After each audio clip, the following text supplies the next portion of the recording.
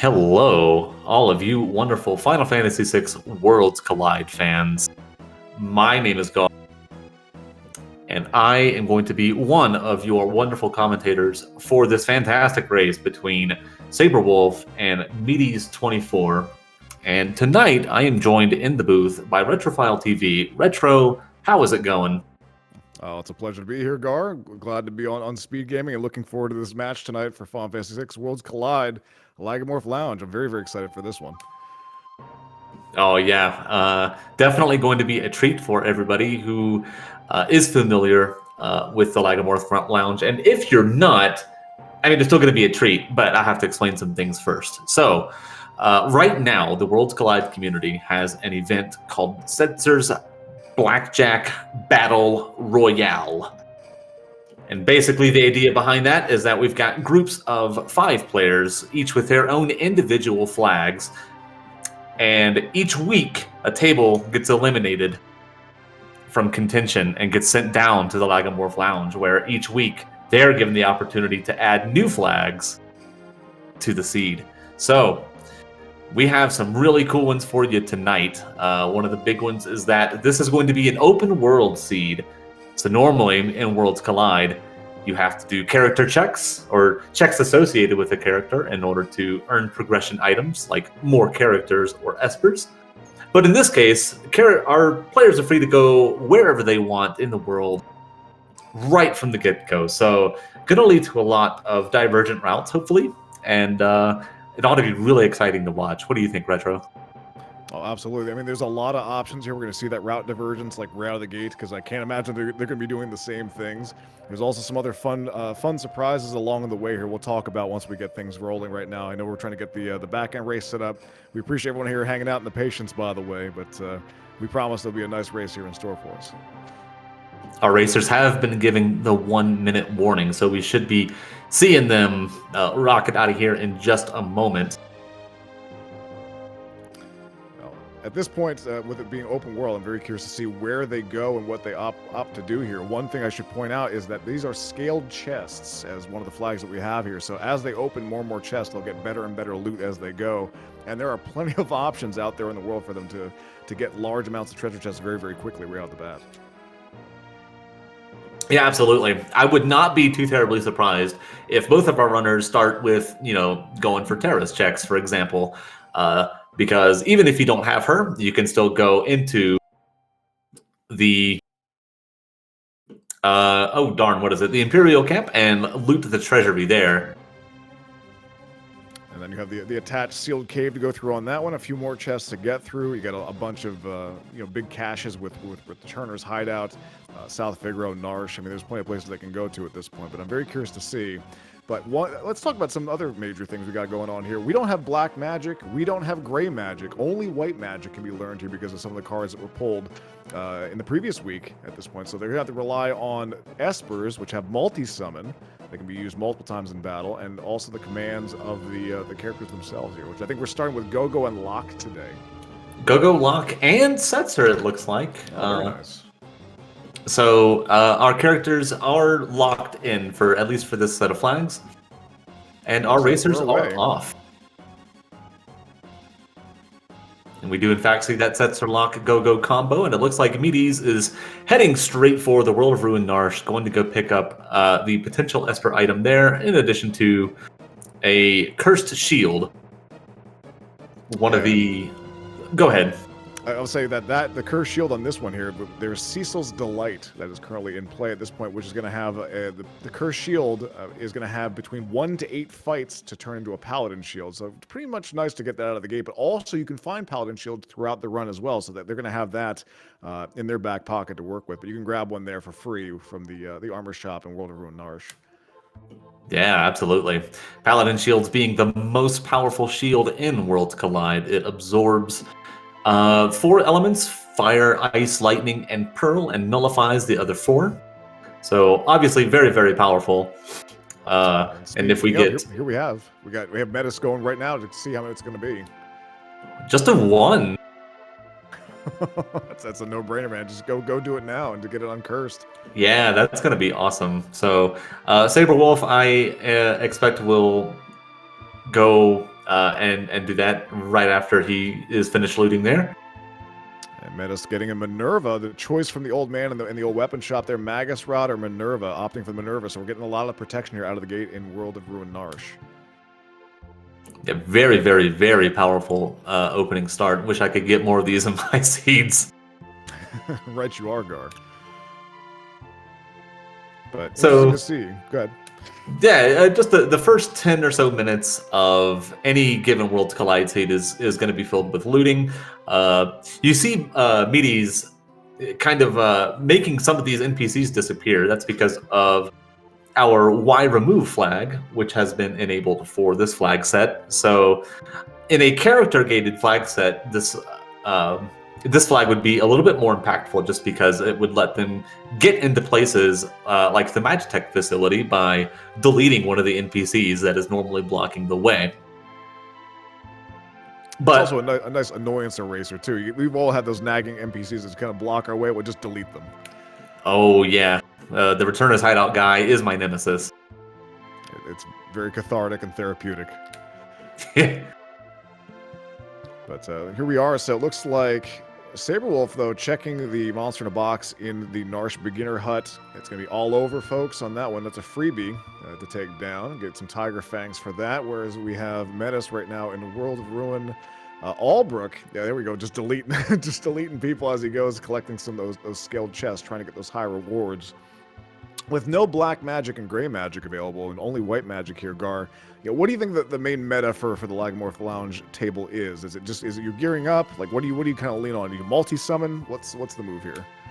I would say it kind of depends. Multi-summon, if you find something like Bahamut, obviously that's going to be very, very powerful, if a little bit MP hungry. So, for the most part, in this situation, I'm going to be looking for basically big glowing sticks. I want my Ragnaroks, I want my Illuminas, I want my fixed dice, which, I mean, I guess that isn't a big glowing stick, but it's close enough.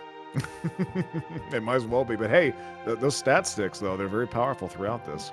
I guess we should also note here that they have toy shops available and a wealthy start. So they start with $100,000 in their pocket. You know, Setzer, being very benevolent, has won very big at the tables.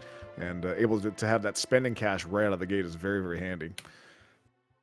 Sabrewolf finding earrings in a shop and pulled a hero ring out of a pot in World of Ruin, South Figaro. Very, very powerful relic, that one. It's a 25% boost to both your physical and your magic damage. So earrings, hero rings, very, very popular choices for relics here. Right, you are, Gar. I mean, hands down, we know at this point that magic power is pretty much busted in Final Fantasy VI, but hey, we don't have that black magic to work with, but we do have the Espers, we do have abilities that do rely upon magic power for that damage, so definitely going to have that worth that's there, but we're going to have to think a little bit differently with how we approach things because of that limitation. So hoping for those powerful Espers out of the gate and trying to gear up as best as we possibly can. Maybe we'll see some offering strats later on, we'll see what happens. I would personally love to see offering fixed dice and have some high rolls with those fixed dice. Unfortunately, because Setzer likes to gamble, the fixed dice can roll anywhere from triple ones, which is double-digit damage, to all sixes, which is quad nines, and basically anywhere in between. So. Very, very frustrating weapon, I would say. It doesn't work whenever you need it to, but also potentially very, very powerful because it ignores defense and it always hits. Right, you are. Yeah, the highest of highs and the lowest of lows with that one. You're just riding the roller coaster of emotion, and sometimes you're just kind of waiting for the dice rolls to finish up. If you have that offering, stop, they're already dead. At that point, because the enemies, they don't die at that point. They will keep taking the damage until it's completely over. So overkill is definitely a very big thing with that, and it may be a little bit on the slow side. But hey, Gar, we should probably mention here real quick that there are some other things that are a little bit out of the ordinary with this seed. As far as scaling goes, if you guys look at the bottom there, this is not a 6/9. This is an 8/12 Far Horizon seed. So we need 8 characters and 12 Espers, or 12 pieces of Magicite. It looks like we just had someone peek Celis at this one. Didn't see what that one was on Sabrewolf. That was a Golem Esper, so. Very nice. But anyway, 8 and 12, so we got our first piece of Magicite for it at this point, but we're going to need that to get to KT. There's also boss skip. If they fight 12 unique bosses, they can skip right to the statues, skipping that first fight in there and just going right to it. And also we have tough scaling. And what does that mean there, Gar? So, tough scaling. It means that the scaling will be tough. Nice, love it. Fantastic. Well played, sir. Alley-oop. Okay. Yeah, no. Okay, so what tough scaling means is that for every character that you recruit, for every Esper that you acquire, for every dragon that you kill, enemies and bosses are going to go up 2.5 levels. In addition, their HP and MP is going to go up 2.5 levels. And their EXP and GP earned is going to go up 2 levels. And all of this scaling is going to go up to level 50 for the enemies. So what that means is that it's possible if you do enough what we call free checks, in other words, checks that can reward progression items, but that you don't have to like fight a boss or go through a sequence of enemies to get. Getting a bunch of those before doing checks is potentially very dangerous because it means that the enemies will be capable of killing you and you will not be capable of killing them.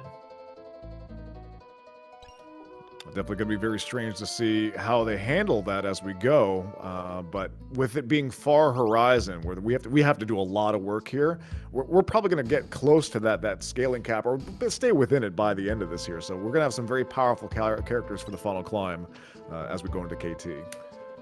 That is one of the benefits of a Far Horizon seed. It does take longer, but at the end of it, your characters are going to be very high level, and they should have a pretty sizable inventory behind them to help carry them through a lot of these fights. So one of the objectives in this flag set is to kill 2 dragons, and if you do so, you get a Dragoon set, and that consists of the relic Dragoon Boots, which enables you to jump, the Dragon Horn, which lets you jump multiple times per jump command input, and a spear. Oh, hold on. I'm sorry to cut you off here, but Medes now going to do the Coliseum check for the fighter's gambit to get that plus 20 vigor. Heavy shields are going for Illuminas.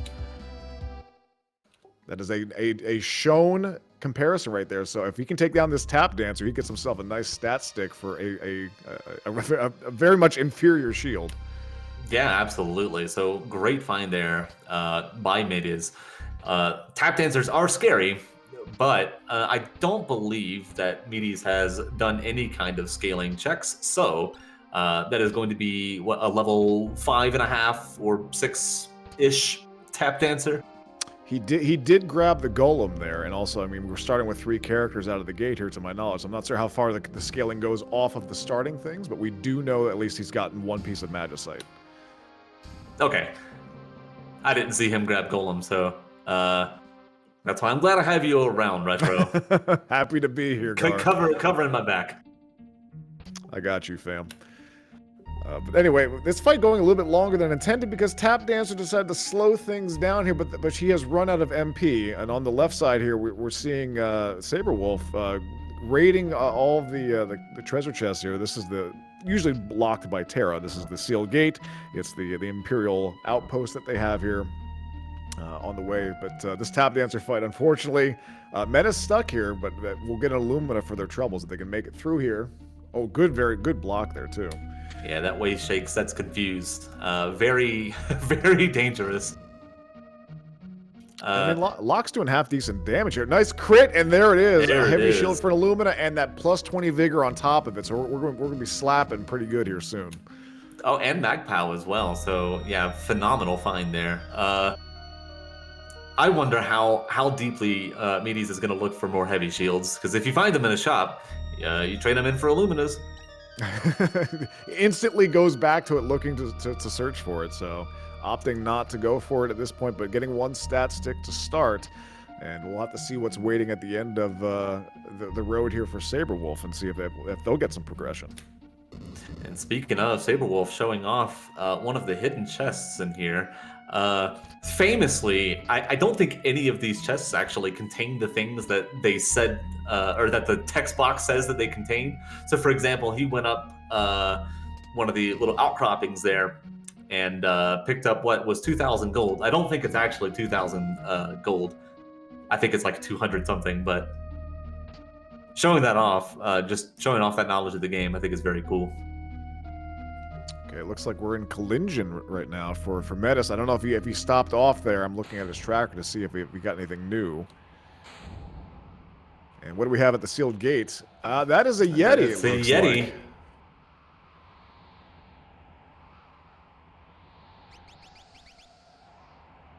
Very good. So Yeti is a bit of a unique character, a bit of a wild card, one might say. He is auto-berserked, which honestly, a lot of the time it's less bad than that sounds. He is generally very, very powerful, especially in the early part of the seed. And if Medes decides to go into the Imperial camp and then through the sealed gate, he can use Umaro because the only thing that he knows how to do is fight. He can use him in the Colosseum. Which is definitely, it's what he's built for, hands down. And he comes in with a built-in snow muffler as well. He has a very fanciful scarf to begin with that gives him very, very high physical defense and also absorbing of the ice element, I believe. Yes, indeed. Absorbs ice, halves fire. And honestly, towards the end of the game, that's basically all that the Yeti is good for. But at the start, he is a big meat shield, and he does big meat damage. It's a great way of putting it there, Gar. I like that. Very artful. Gotta have fun with it, you know. Speaking of having fun, I know that Sabre Wolf is going to enjoy this, but how do you feel about Dave Mira? About Dave Mira, cue Futurama here. I have no strong feelings one way or the other. Oh man. Okay. Well, we'll get you inundated into the Dave Mira culture. I didn't sign up for this, Gar. Medes heading into the South Figaro cave. This is one of Locke's checks normally, so I'm gonna see what the boss is here, and it is tunnel armor. Oh, there we go. Do we have vanilla bosses here? I think we have vanilla bosses on the table for Lagomorph Lounge. We do have vanilla bosses. That is correct. So this is normally where you would fight tunnel armor. So what that also means is that the statue bosses, that's Poltergeist, Doom, and the Goddess, are also going to be in their respective locations inside of Kefka's tower. Excuse me. They are shuffled though, they will not be in their original spots. However, they'll be shuffled amongst each other. So potentially very dangerous at the end of this seed, but we will see how they deal with it when that time comes. And it looks like picking up Tritok on Medes' side there from beating that tunnel armor, so that puts them up to 2 from what I can tell. Tritok's a bit of an interesting Esper though with that multi-summon. He's tri-elemental, which, you know, it sounds really great, but when you realize that if one of those elements are negated, it negates the whole thing. So Tritok is not as exciting to find as, say, Bahamut, which is non-elemental, and you can just spam that all day, and you got yourself, you know, kind of a cheap Ultima in a way. That's right, Retro. And now Medes is in the Esper Mountain and is going to fight Ultros 3 here. So a little bit of an odd choice, I would say. Ultros 3 doesn't give any magic points, so he will not learn any spells from this, but should be pretty easy to take down with that Tritok summon. 3.3k, that's pretty nice, and everyone's going to be summoning it. Or there's the Mimic from Gogo, using Gogo's Mimic ability there. Very, very nice. And yeah, down it goes. Very clean. Let's see what the reward is for that one. Fixed dice? Is that what I saw there? That was a flame shield. Ah, flame. I just saw the F there, but that is a dead check, my friends. I got excited. Sorry, Gar. You had subconsciously placed that in my mind that we're going to be seeing that today. I'm sorry.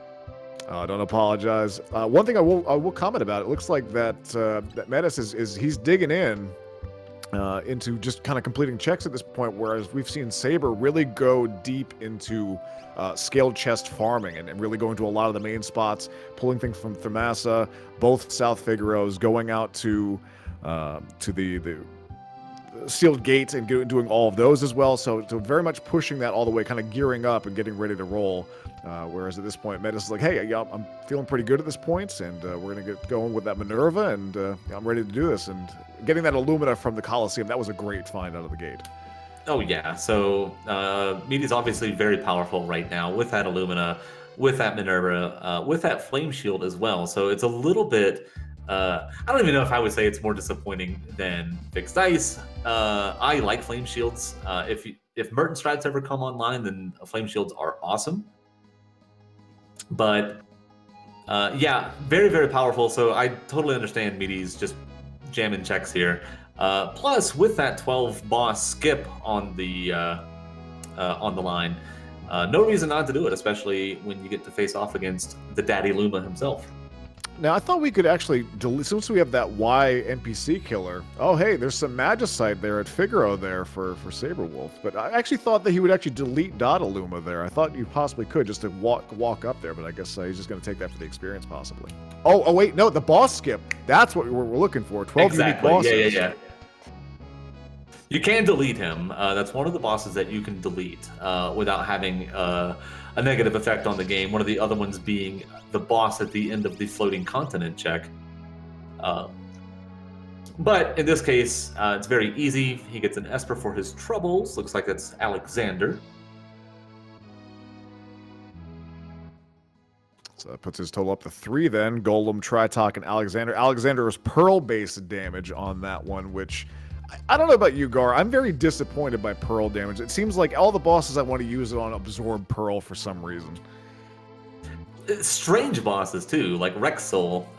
Yeah, right, exactly. You would think that Pearl would, be nasty towards him, but no. He absorbs it.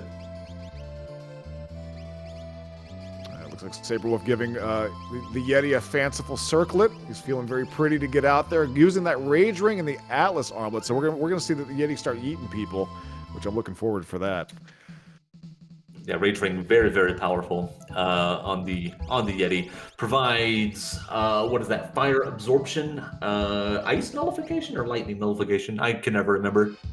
It's one of those. It definitely it's a nice addition on top of the Snow Muffler. And hey, look at this.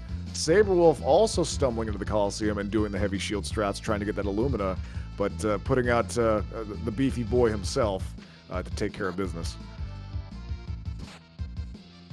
So here we're really looking for some body slams out of Umaro. With that Rage Ring, what it lets him do is throw characters towards an enemy to have them deal damage. That damage ignores defense, and bonus, if that character is confused or asleep, it will break them out of those statuses, and Umaro will prefer to throw those types of characters. Hey, he just wants to lend a helping hand. And I love him for it. It's too bad that ultimately we're going to strip him of his hide and relegate him to airship pilot. Wow, that I don't know if I believe that's a really smart idea to have him just be the pilot, but you know what? Look, I'm sure he'll go wrong. Yeah, what could go wrong possibly? He's down to 80 health here. Rizapas going down on the falls with the time lost piranhas that Medes has. We'll see if we get a character or something else from that, but time lost piranhas, I love it. There it is, the plus 20 for both for completing that Coliseum check for Sabrewolf and Illumina in their pocket as well. So I see a Genji armor in addition to that Minerva in Sabrewolf's inventory. So Genji armor, again, not the best one, but definitely serviceable. And a Raiden Esper for Medes. Pushing them up to 4 at this point, so making some nice progress on that, but they could definitely use some characters at this point, I'm sure. I just saw something that could be traded in for a Genji glove. No, scroll back up. Yeah, there it is. So you can trade it in Orlands for a Genji glove, and that's very interesting because dual wielding Illuminas is one of the most powerful things that you can do in this game. Yeah, but unfortunately, it's not something like an eye drop that you're trading for. An Aura Lance has some purpose, especially with that Dragon's Raiment on the table. If you kill 2 dragons, and that's gonna be your best damage option from that, because using spears adds that additional damage bonus for it when you use them. So we have some options here. I can see his hesitation of not doing that. Lunar Chimera in chat asking what was the reward from Piranhas? The reward was the Raiden Esper, and Medes now at the Phantom Train picked up the Ragnarok Esper at the back. Very nice. You don't really see a lot of Metamorph strats, you know, during FF6 Worlds Collide at this point. I'm kind of curious if there's something there with multi-summon on the table. With some enemies, some of the transformations are actually very interesting. You can get elemental shields from some of them. One of them can be an EXP egg normally. In this particular case, the vegan option was selected, so EXP eggs will not appear let me read the thing. I want to just pull this out here. The train's got some beefy security this time around, it looks like, that we're trying to work our way through. Yeah, with that Scullion. So Scullions, very beefy enemies, but they also give a nice chunk of EXP, so hard to hate. And as we mentioned earlier, friends, this is a friendly reminder that the Espers here will not teach black magic or gray magic, so all the Espers here will have white magic across the board. So, I mean, we'll be pretty well stocked when we get to KT. With plenty of revival and healing abilities to work with, which is kind of nice, but you definitely want to kind of beef up those multi-summons, get your melee damage in. Both of them have completed the Colosseum, so we definitely have more firepower in our pocket to work with. Looks like Sabre Wolf going to the Doma Defense. This is normally a Cyan-gated check. Again, open world at play. Let's see who is attacking. Oh, that's right, it's vanilla, so this is nice and easy. Yeah, leader, absolutely not a threat under any circumstances. Well, I take that back. There are some circumstances where he could be like very rude. So he's got a counterattack called Axe, and Axe is basically just a giant multiplier on top of his base damage. So there are some settings that you can have in Worlds Collide where that Axe will do like double a character's maximum HP. And it is very terrifying in those instances. But here, not quite so much. It looks like we find Gigantos in first class on the Ghost Train here. To my knowledge, provides the highest amount of XP per singular enemy, if that's correct. That is correct. So very good find here by Medes. You can find packs where there are 2 Gigantoses, which is basically the gold mine. It does not happen very often, but it can happen. I once had a seed that was burning house with all of them as the flame packs, and that was a wonderful, beautiful thing. I walked in there like level 10, walked out like level 40. Just something just real silly. But at the Doma Defense, it looks like that Sabre Wolf got a Thunder Shield, so that's a dead check, albeit a very nice shield to have, but a dead check nonetheless. Yes, indeed. And it looks like Sabre Wolf is following in Medes' footsteps and going into the South Figaro Cave, going to take on the Tunnel Armor here and pick up... Oh, what was here? Test your memory here. What was it? It was a Magicite. It was a Magicite? Okay, cool. It was a Magicite, yes. I just don't remember which one it was. If my memory serves, I think it was Tritok. It's either Tritok or Alexander, because that was the second or third one that we had received earlier. Yeah, if you test my memory, Retro, I'll just fail. I'm just gonna go ahead and tell you that straight up. We know Raiden was at the falls. Ragnarok was riding on the train itself. So I'm thinking Tritok, because we got Golem in South Figaro at this point. So yeah, I think it's Tritok through process of elimination. Let's see if the big brain works. And I think you're right. But now's a good time, friends, just to kind of call this out. This is Final Fantasy VI Worlds Collide for those that haven't seen this. FF6WorldsCollide.com. Please join our wonderful community in Discord. Blackjack Battle Royale is one of the many events that happens throughout the year, and this is a very unique one. I very much enjoyed this. We're week 3 right now in the table stages, so We're going to have the finals, the table finals coming up next week for each of those. And then we move on to the final table. And then, you know, the stakes really increase. But Lagomorph Lounge, they got here because they got eliminated from their tables, but they're fighting for their chance for that buy-in for the final table. So if you do well enough within this stage against all your other competitors, you can get yourself some GP and buy your way into that final table. So curious to see how things go. So they want to go as fast as possible. Even if they're just facing each other for the showcase purpose, they're hoping to have that high-ranking time to bop a bunch of other folks and get some cash. Yes, indeed. You might be down, but you're never out when it comes to the Blackjack Battle Royale. So if you like what you see, like Retro said, head on over to ff6worldscollide.com. You can roll seeds there. We've got links to our Discord. And honestly, we would love to have you. This is a great community. There's a lot of love and support being poured into the game just every single day. And I could not be more proud to be a part of such an amazing group of people. It is a great time. All right, so it looks like we got Medes climbing up on Mount Colts. This is usually a Sabin-gated check, or Sabin, depending on how you want to pronounce it. And he's going to go there and hang out with Vargas and the two bears. And Sabre Wolf making a similar climb up the Narsh Cliffs. We get a peek, and we see Terra in the Yeti Cave, so we can go ahead and pick him up if we decide to do a flip to the World of Ruin and climb the cliffs there. Might be a good move. I mean, we're going for those 8 characters. You're going to find Magicite a lot easier than you're going to find characters at the point, given the limited pool that we have to work with. So if you know it's a sure thing, you might as well go check. It's pretty quick. Oh yeah, I agree. And also maybe the move along the way, do you kill the dragon that's in the fields of Worlds of Ruin of Narsh and add that to your list and try to get that Dragoon raidment in the process? Oh, Sabre Wolf getting the Gru there out of the whelp, so a little unfortunate. Gonna get some counterattacks here from the whelk shell.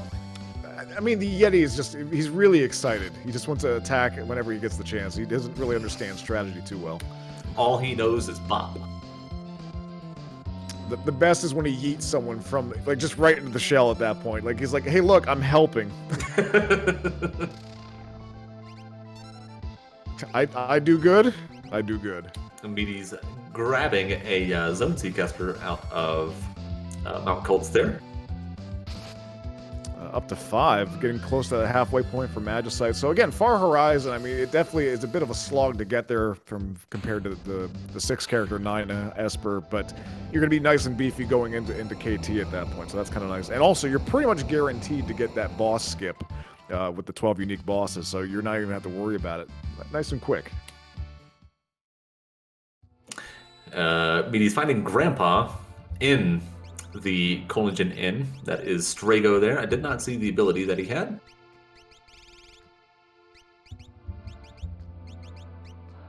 I also did not catch that, unfortunately. I also did not see what the Welk check was for...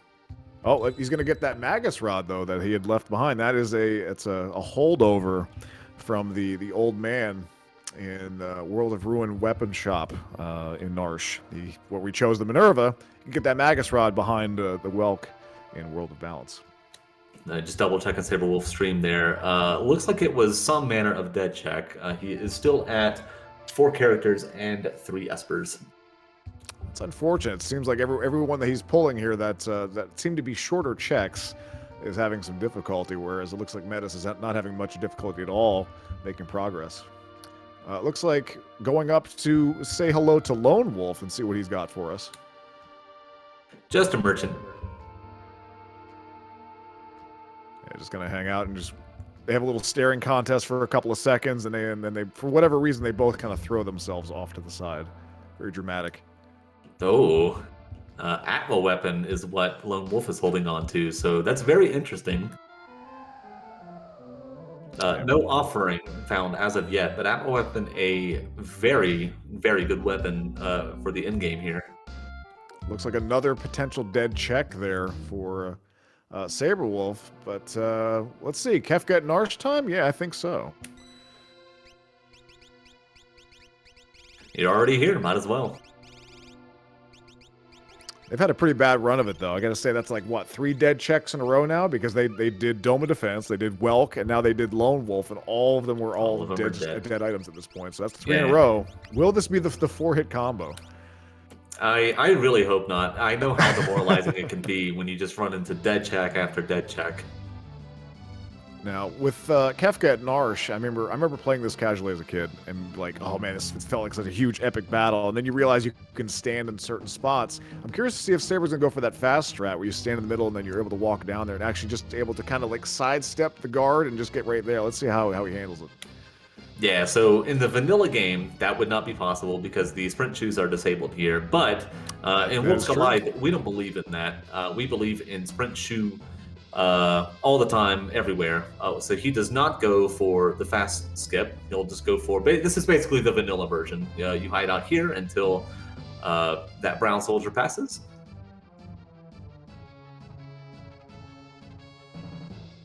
We got that sure thing. Very good. So it's gonna be a pretty straightforward fight. Kefka, you just do a little bit of damage, he runs away, and we'll see what we get for our reward on this one. Looks like Medes marching up as well. Gonna be following in the footsteps of Sabre, and we'll see what they're gonna get on their side. And they're peeking, and we do see Terra at Umaro. And look at this. We have Bahamut. So the triple bar out of go-go slots there. Very cool. Now is that my slot knowledge here is a bit lacking. That's not just straight Magicite. That's guaranteed to be Mega Flare then coming off that. Is that correct? I believe that is correct. Yes. Triple bar is always Bahamut. It's triple. What's the gray one? What's the shape? I don't know the shape. That's the random summon. Well, it looks like that Sabre is now up to 4 and 4 from what I'm seeing.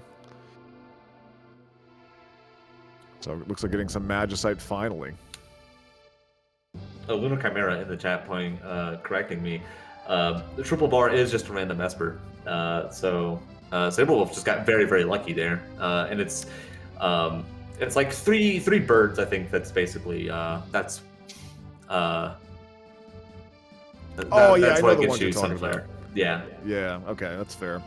Hey, talking about some checks and stuff here. This is a newer one, I should say. Well, this is the latest one that was added from previous versions here. This is Moogle defense. This is the lock defense that we have in the beginning here that we're going to, and this is actually a really nice one to chain off of. This the 3 checks we saw Sabre do. We're going to see probably the same thing on Medes' side at this point, because basically once you're done with Kefka and Narsh, you spawn right in Arvis's house after that fight, and if you had Mog, that's where this would be gated, but able to start that right away. And we'll see. He's going to be fighting Leader, and he's going to have those Lobos. So not really that difficult. Curious to see what he's going to get for that. And looks like the item was a gem box that the merchant had on top with the Lone Wolf. So it is not Lobos. It is it is coverts, excuse me, and they are very, very dangerous. Marshall surprisingly is also very dangerous because he can open up the fight with Net, which just said stop on a character, and his charge attack is a lot like Leader's axe attack. It's basically just a big multiplier on top of his base damage. But it's really his ads that make him so dangerous here. Those coverts can start throwing stuff if they're alive long enough. And these are not the only things that can come along with the Marshal. You can get everything from these coverts to the Ogre enemies to those tap dancers that we saw in the Colosseum. Any number of nasty ones. He just brought Go-Go back and just gets wiped out by the blaze there. So I completely forgot about the fact that there is a flag that is disabled about having vanilla Lobos on that one here. So let's see what the reward is for doing the Moogle defense.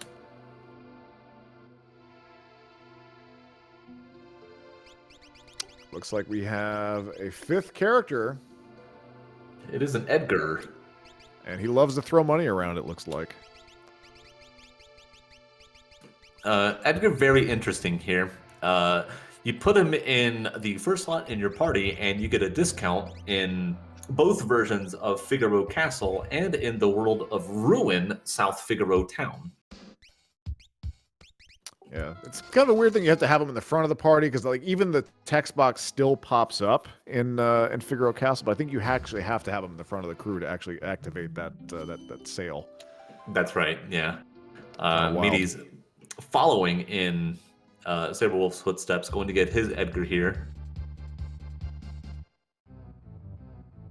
But all in all, looks like both of them kind of tackling this. They're kind of falling into similar footsteps at this point. In lockstep, Medes had made some earlier decision changes, and has the slight advantage right now with the six Magicite and 4 characters. But Sabre Wolf having 5 and 4 presently. He's about to get that 5th character that, as we commented about Edgar here in the Moogle check. Yeah, very, very close. And this is, I think, where we're going to start to see a little bit of route diversions.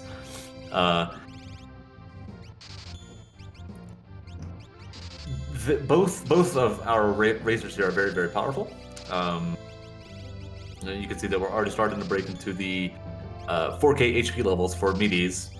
So at this point, with Illumina's available to be 1, with that Minerva, with the Flame Shield, with I believe he also picked up the Thunder Shield. A lot's on the table here.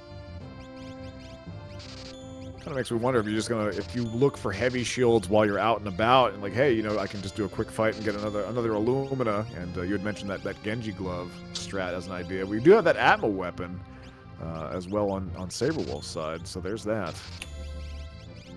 Sabre Wolf opting to clear shop here. He did see that there are Mega Elixirs in the shop, so I'm wondering if he's going to buy some of those, and it looks like he is not.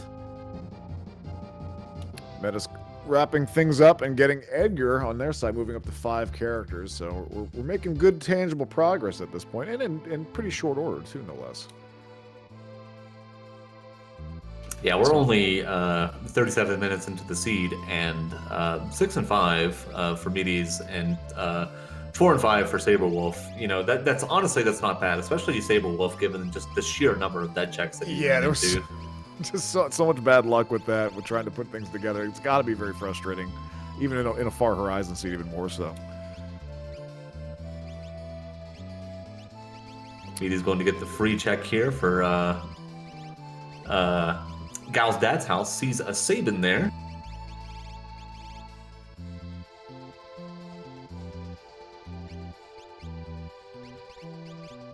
It's going to be moving them up to 6 people in the band at this point. Just 2 more to go to wrap up the character requirement on Medes' side. I did see Atma Weapon got parked on Sabre Wolf's side at this point. We know that these characters are going to get real strong real fast, and as the levels get higher, that damage of that Atma Weapon is going to definitely go up and up, assuming that they can keep the HP up as well, but that's going to play a big part in the damage calculation is the level of the user. So, Retro, if you're in the situation, let's say you're Medes, you just picked up your 7th Esper, so you're 7 and 6. What checks are you possibly looking to do, given that you can go anywhere in the world?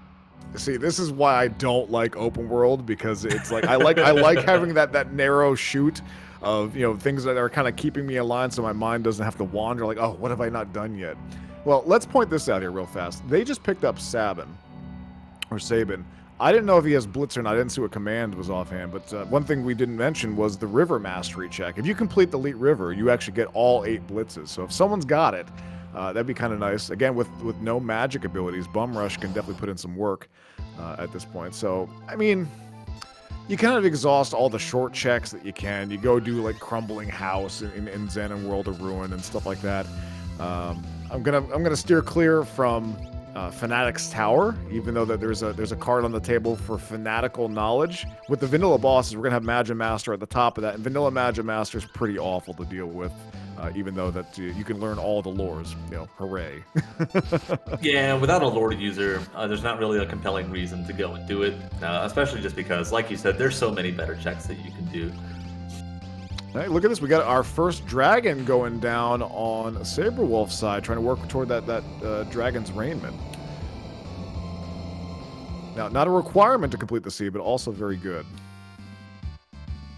So we'll see the reward that the dragon gives here. So in Worlds Collide, it'll give both its vanilla reward, which is a Pearl Lance. Very nice. And and that second reward, that's our bonus for them. And in this case, it was a Valiant Knife, a very good weapon. Now that one's special because I guess we should talk about the offering. Usually cuts down the damage. Like offering, you're able to hit 4 times with a single weapon. And usually it cuts down the damage by half. That's not the case for the VK's calculation, so you can put in some real big work on that if you have it on the right person with the right amount of HP to kind of stack on top of it.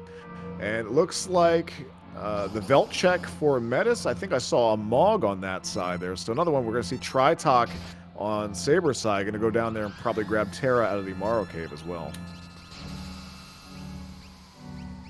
So Mog the Moogle there for Medes. Tritok here for Sabre Wolf. Tritok is only vulnerable to fire and anything that ignores defense. Both his physical defense and magical defense are very high. So Edgar's going to throw money at the problem and then hope it goes away. And Locke can swing that new Valiant Knife. It ignores defense. An all-around great weapon, hands down. I love seeing VKs, but like they just never pop up whenever I run the seeds for whatever reason. And here we are at Crumbling House on Medes' side. Tritok kind of putting in some work here on Sabre Wolf's side, just being a bit of a roadblock. Also, we'll comment that Medes met the Gigantos on the Velt, but Telstar here, hopefully going to be going down pretty quickly in the Crumbling House. Yeah, unfortunately, encounters on the Velt don't reward experience, so no farming of the Gigantos there. Such a shame. Now, they are vulnerable to instant death, however. Yes, indeed. Make it quick and easy to deal with. And the monster in a box here. Looks like we found Katana Soul. Here's your offering. And I don't know if... Does he have any... He does not have... We're not going to have any effect magic, so he's not going to have Muddle. He doesn't have a tool user for Noise Blaster. He doesn't have any lore users to it, so he's going to have to brute force kill Katana Soul. There's a whole bunch of different ways to kind of take him down. You could sketch his picture and just have him murder himself. You can confuse him in various different ways. But it looks like we're just going to do it the old-fashioned way. Yeah. Gotta just bop him until he falls over. Does Medes have any of the weapons that would be good with the offering? I'm not sure if he ever picked up that Atma weapon or... I know he doesn't have that Valiant Knife yet, so... I'm not sure what he's got in his pocket at this point, though. We know he has the Illumina, that's for sure. Sabre Wolf, we've seen, has all kinds of gear on their side. Looks like they're going down into the Umaro Cave. Didn't see what Tritok gave as the reward. Let me go take a gander and see what they say on their tracker. Yeah, so we know that the reward here is going to be Terra, so Sabre Wolf will pick up his 6th character and finds the pugs in a box. Pugs are very interesting. They have a ton of physical evasion, so you're not likely to hit them with just basic attacks. And Sabre Wolf opts to Smoke Bomb out of there, but those are good fights because you can steal Minervas from them, and they have I believe it's 1 in 8 chance to drop a Minerva per pug. That's correct. Now, one of the more interesting things is that the pugs formation is different than the singular pug enemies that you can find. The pug enemies, the singular ones, they do not have Minerva steals or drops. It is only the pugs. I just watched, looks like Atma Weapon is in Medes' arsenal here, so looks like we can use that offering on that. And here comes a very, very heavy-footed Terra stomping her way out in Umaro's cave. And get your dab emotes out if you've got them at this point. But here's our Yeti friend. And wow, just making quick work of Locke. 4,000 damage with that opener. Goodness gracious. That's that tough scaling coming into play. There it is. Now, with that Valiant Knife, it is usually preferred to keep that character at low HP, because what the Valiant Knife does is for every 1 point of health that you're missing, the Valiant Knife deals 1 more point of damage. So if you're familiar with the lore spell Revenge, which is just max minus current HP, the Valiant Knife has that effect stapled onto it. And it looks like Crumbling House in World of Ruin Zen. The reward for that, it's another Lumi. Wow. So there's your, if you were talking Genji glove strats earlier with dual wielding Illuminos there, that's on the play. Here we go, talking to the thief in the corner though, Terito. Oh wow, very cheap too.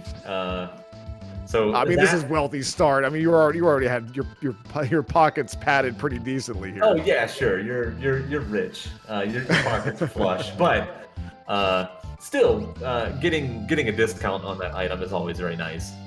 So in Worlds Collide, you can buy that Esper, much like you can, or buy whatever the thief has. Sometimes it's an Esper, sometimes it's an item. But he charges anywhere between 1 and 65,535 gold. Now, that value does change between the World of Balance and the World of Ruin. So what a lot of runners will do is, if they go there and it's like a $50,000 item, for example, they'll switch to the other world and try it again and see if they can get it even cheaper. Fantastic. So, looking at the current totals right now, it looks like Sabrewolf picking up Terra. We're at 6 and 5. And on Medes' side here, we are 7 and 9 right now. So Medes looking like he's having the lead. We'll see how things kind of shake out and where they go next. But knocking down those quicker checks on their side. Let's see where Sabrewolf goes next as well. Kind of curious to see how this one shakes out too. Oh, look at this. Medes parking in front of World. Look, there's the little high five yeah. there. Little high five action. You love to see it. They're just kind of like one setting down while one other one lifting off. You love to see it. So on this side, looks like Medes will go through another way, actually. Curiously, going to be going to, taking that fast way to get up there, looks like. Yeah, so he's coming in here. He's going to get his second Atma weapon. And presumably he will go up the cliffs to get his Terra and, what was the Tritalk reward? It wasn't Esper, is that right? That was an Esper, yeah, that we picked up. So this is definitely very fruitful, and then maybe we'll see a dragon kill along the way as well.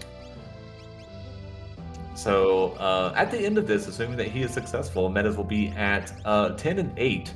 And there are a lot of character checks, or a lot of checks, excuse me, that will just reward potentially either an item or an Esper. And so I would be very surprised if he doesn't do something like search the skies or go into Magitech facility and do 1 and 2, for example. Pretty quick way to do it, and also that should round out enough bosses for them to get that boss skip as well into KT. So we could be in go mode pretty quickly here and just kind of get on their way. They have plenty of offensive power otherwise, but again, we're just trying to piece things together and see what we actually get. So going up there on top, it looks like Sabrewolf stopping off at Gala's dad's house, and we'll be picking up Stab in here as well. So we'll be getting another character. 123,000 gold, my goodness. That's a whole lot of money, man.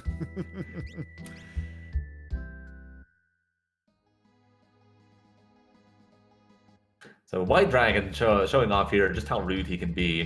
He can open up with up to 3 attacks, and if they're all Pearl, it's just a bunch of time loss, in addition to some potentially dead characters. Completely agreed there, Gar.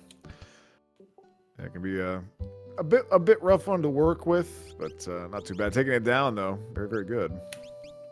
And there is Sabrewolf's 8th character.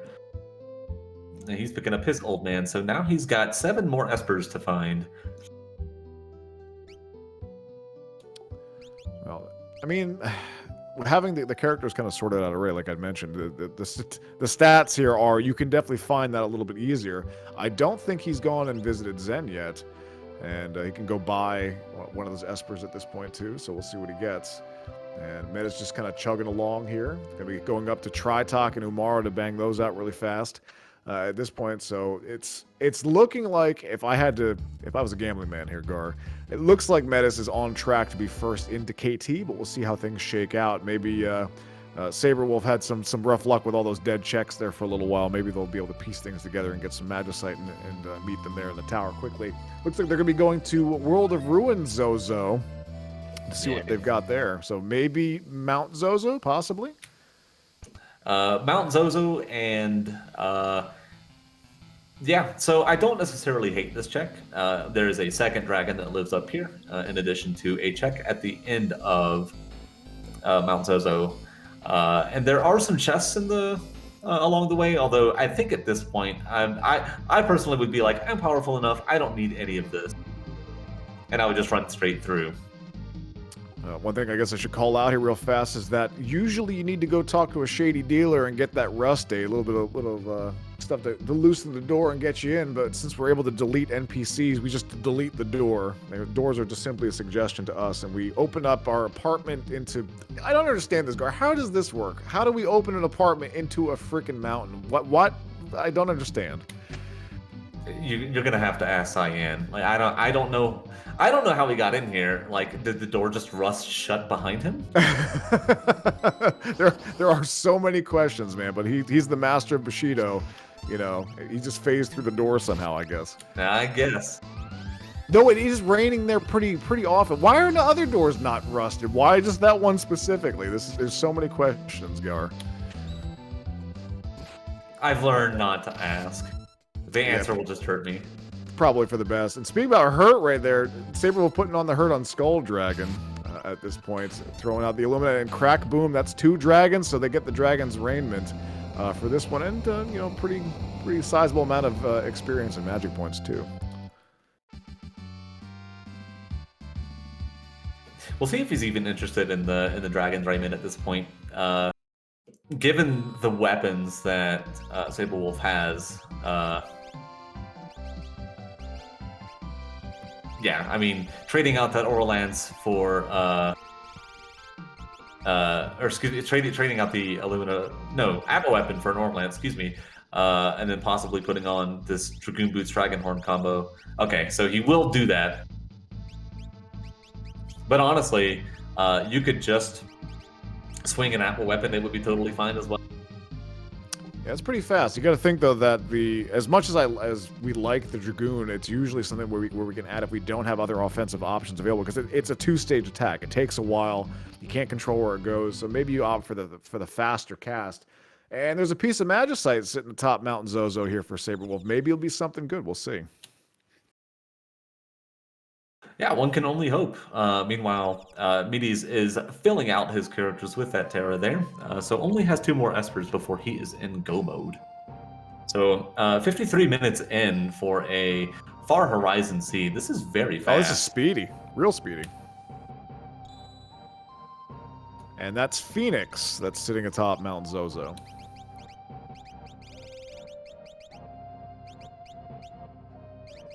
And Medes going into the Opera House here, going to take on what would be the vanilla, or in the vanilla game, Dirt Dragon. So we'll see which one it is here.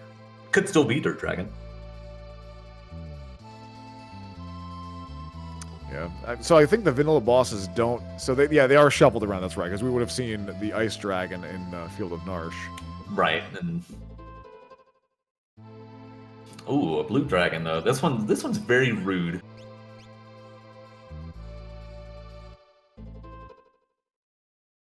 So water-based, the 8 dragons, I mean the 8 elements that are in the game itself. Fire, bolt, ice, wind, water, earth, holy. My brain's kind of going here. I may have missed one, the other ones along the way. But yeah, for all of the 8 that we have at this point. So I can't imagine they're going to be going too much further with dragons. It's nice for a nice experience boost, but you're already dealing with a Far Horizon Seed. So maybe you stop at 2 just to learn a couple of some white magic spells and kind of move on. Certainly. Sabrewolf picking up that Torado Esper there. And one of the things, too, is that, once again, dragons do increase the scaling. So enemy levels and HP and MP just got scaled up by 2.5.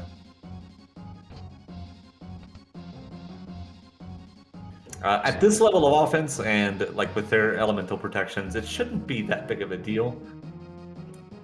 but you don't want to discount anything. And there's Sabre offering for Sabre Wolf. Yeah, going through the crumbling house there, so following very much in the footsteps of Medes at this point. So we'll see what comes next for them. With 8 and 10 on Medes' side, we just need 2. So what do you do at this point? If you're looking for 2, do we go to the auction house since we have plenty of money and just kind of roll the dice there? Do we go to the Magitech factory? Where you go at this point? I don't even know. So auction house is definitely very tempting. I would probably go to Magitech personally. At this point I want experience. I want more levels. I want as many levels as I can possibly get with a physical based party like this. So the Search the Skies is still open. I'd probably do that one first.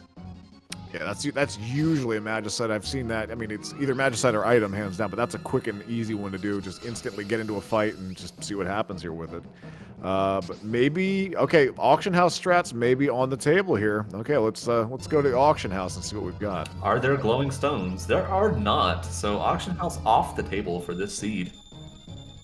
And what my friend here, Gar, is referring to is that usually there's something called a hint that we'll get from the folks there that as soon as you get to the auction house, they'll say, glowing stones still available, so that you know they don't have to waste your time there. Goes there, talks to it, says, thank you very much, I don't want to bid today. And he does not want that, 1/40th scale model of an airship that he can't possibly win. No improv bots, not today. Yeah, unfortunately. Going to Mobliz here, and I'm going to talk to a kid and see, and it looks like Stray, that is a Magicite, that's what we're looking for, and that is 2 bosses in this check as well. I'm so sorry, little girl, but Stray is coming with us. You're not going to take Stray away? Yeah, we are. We totally are now. Just shove the kid to the side. I need 2 more Espers, kid. I gotta do it. Yeah, exactly. We're just a bunch of jerks out just rolling it. Really? Stray, you say?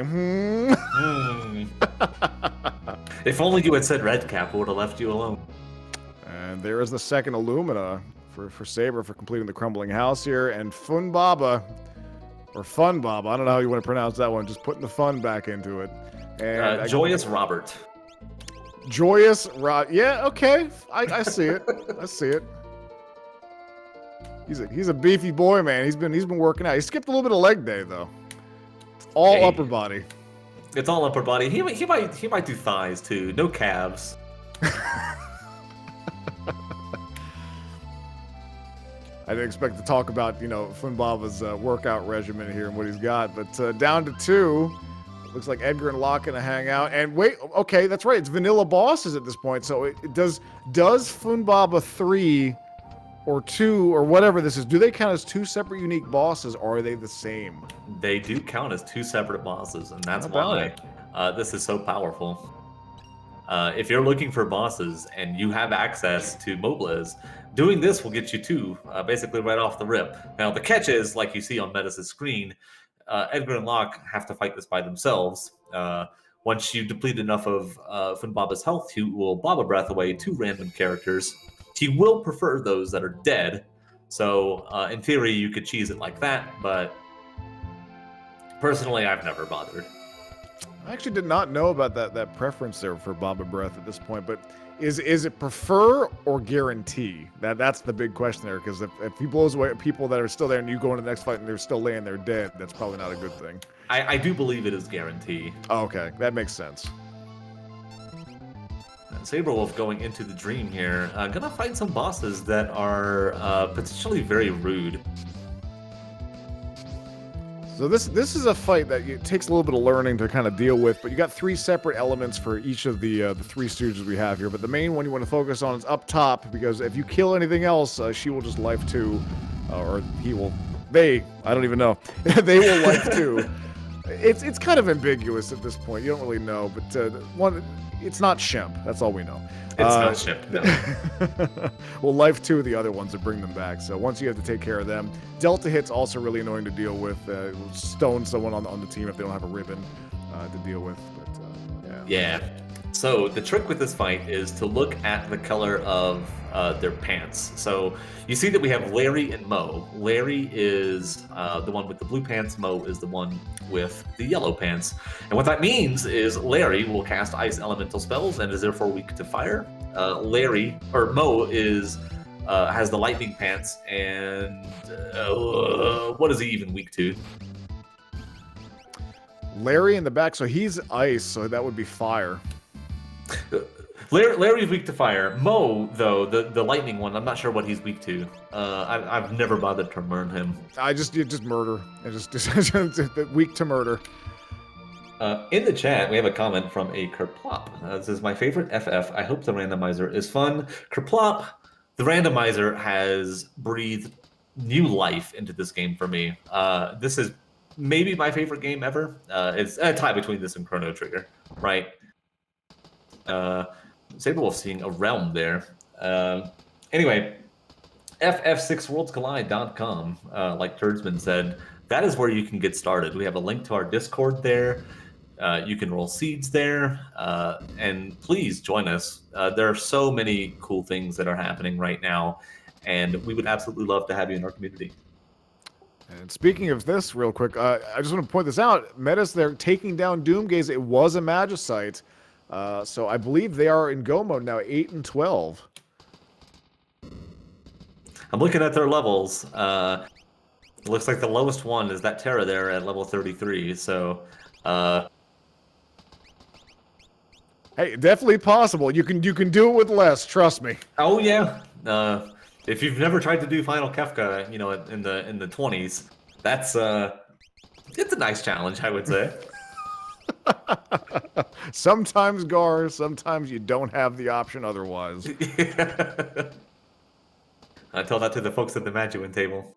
Exactly. Well, here we go. We're going to be hopping in and getting that sweet KT skip here. So Medes, the first one to get in there, looked like 102 for the skip. That's real nice for a far horizon here. I think Honeydew would be proud. Oh yeah, that's very, very quick.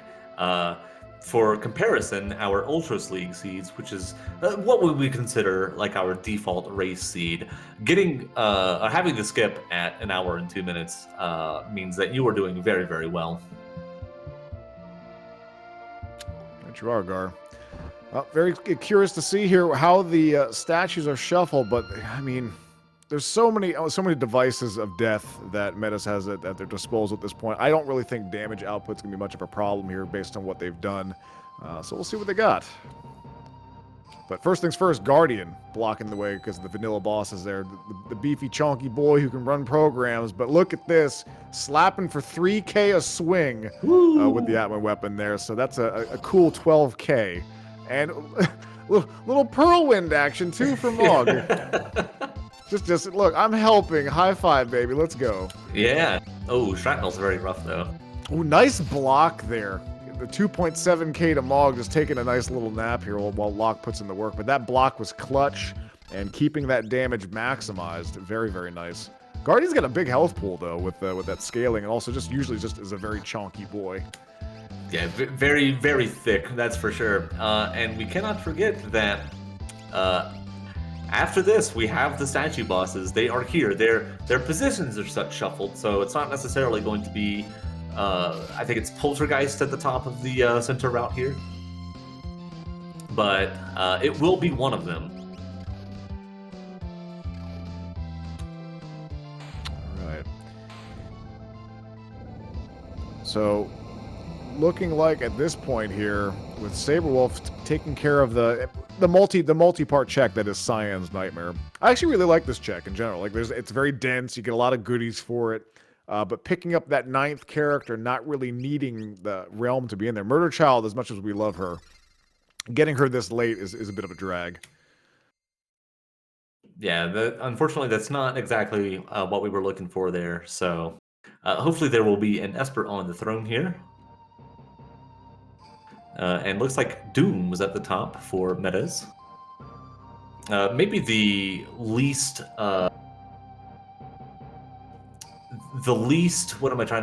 dangerous of the three.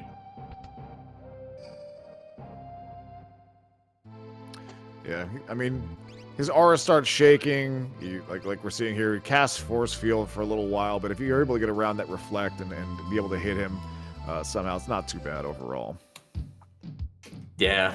I'm thinking, though, that Medes was really hoping to find Goddess here because she could be very mean, but she also goes down very easily to physical damage, and Locke, with that offering, will avoid that love token that can come out. I mean, so here's the thing. You can actually kind of juggle that equipment around if you really want to. Just strip that off of him, hand it off to somebody else. I don't know what the logistics are of that, how they it's like throw it from across the dungeon, like it's some sort of like bag that's connected. But nonetheless, you could take that off and put it on if there's someone that's able to use that stuff and, use that on some of the other legs if you want to. Oh, yeah, absolutely.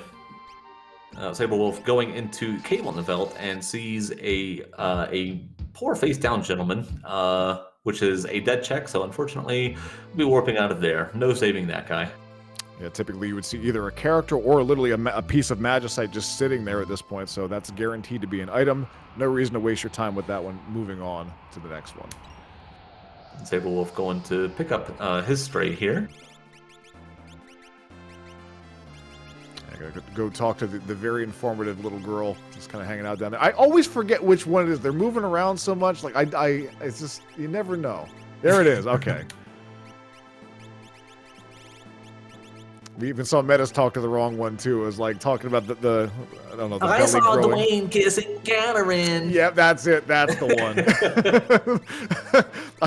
one. Is it wrong to NPC vanish the kid out of frustration? It's never wrong to all right. to doom the kid. Oh no! It's not Doom. They go to somewhere where there's unlimited snacks and they get a nice little juice box. It's a safe place, I promise. Okay, understood.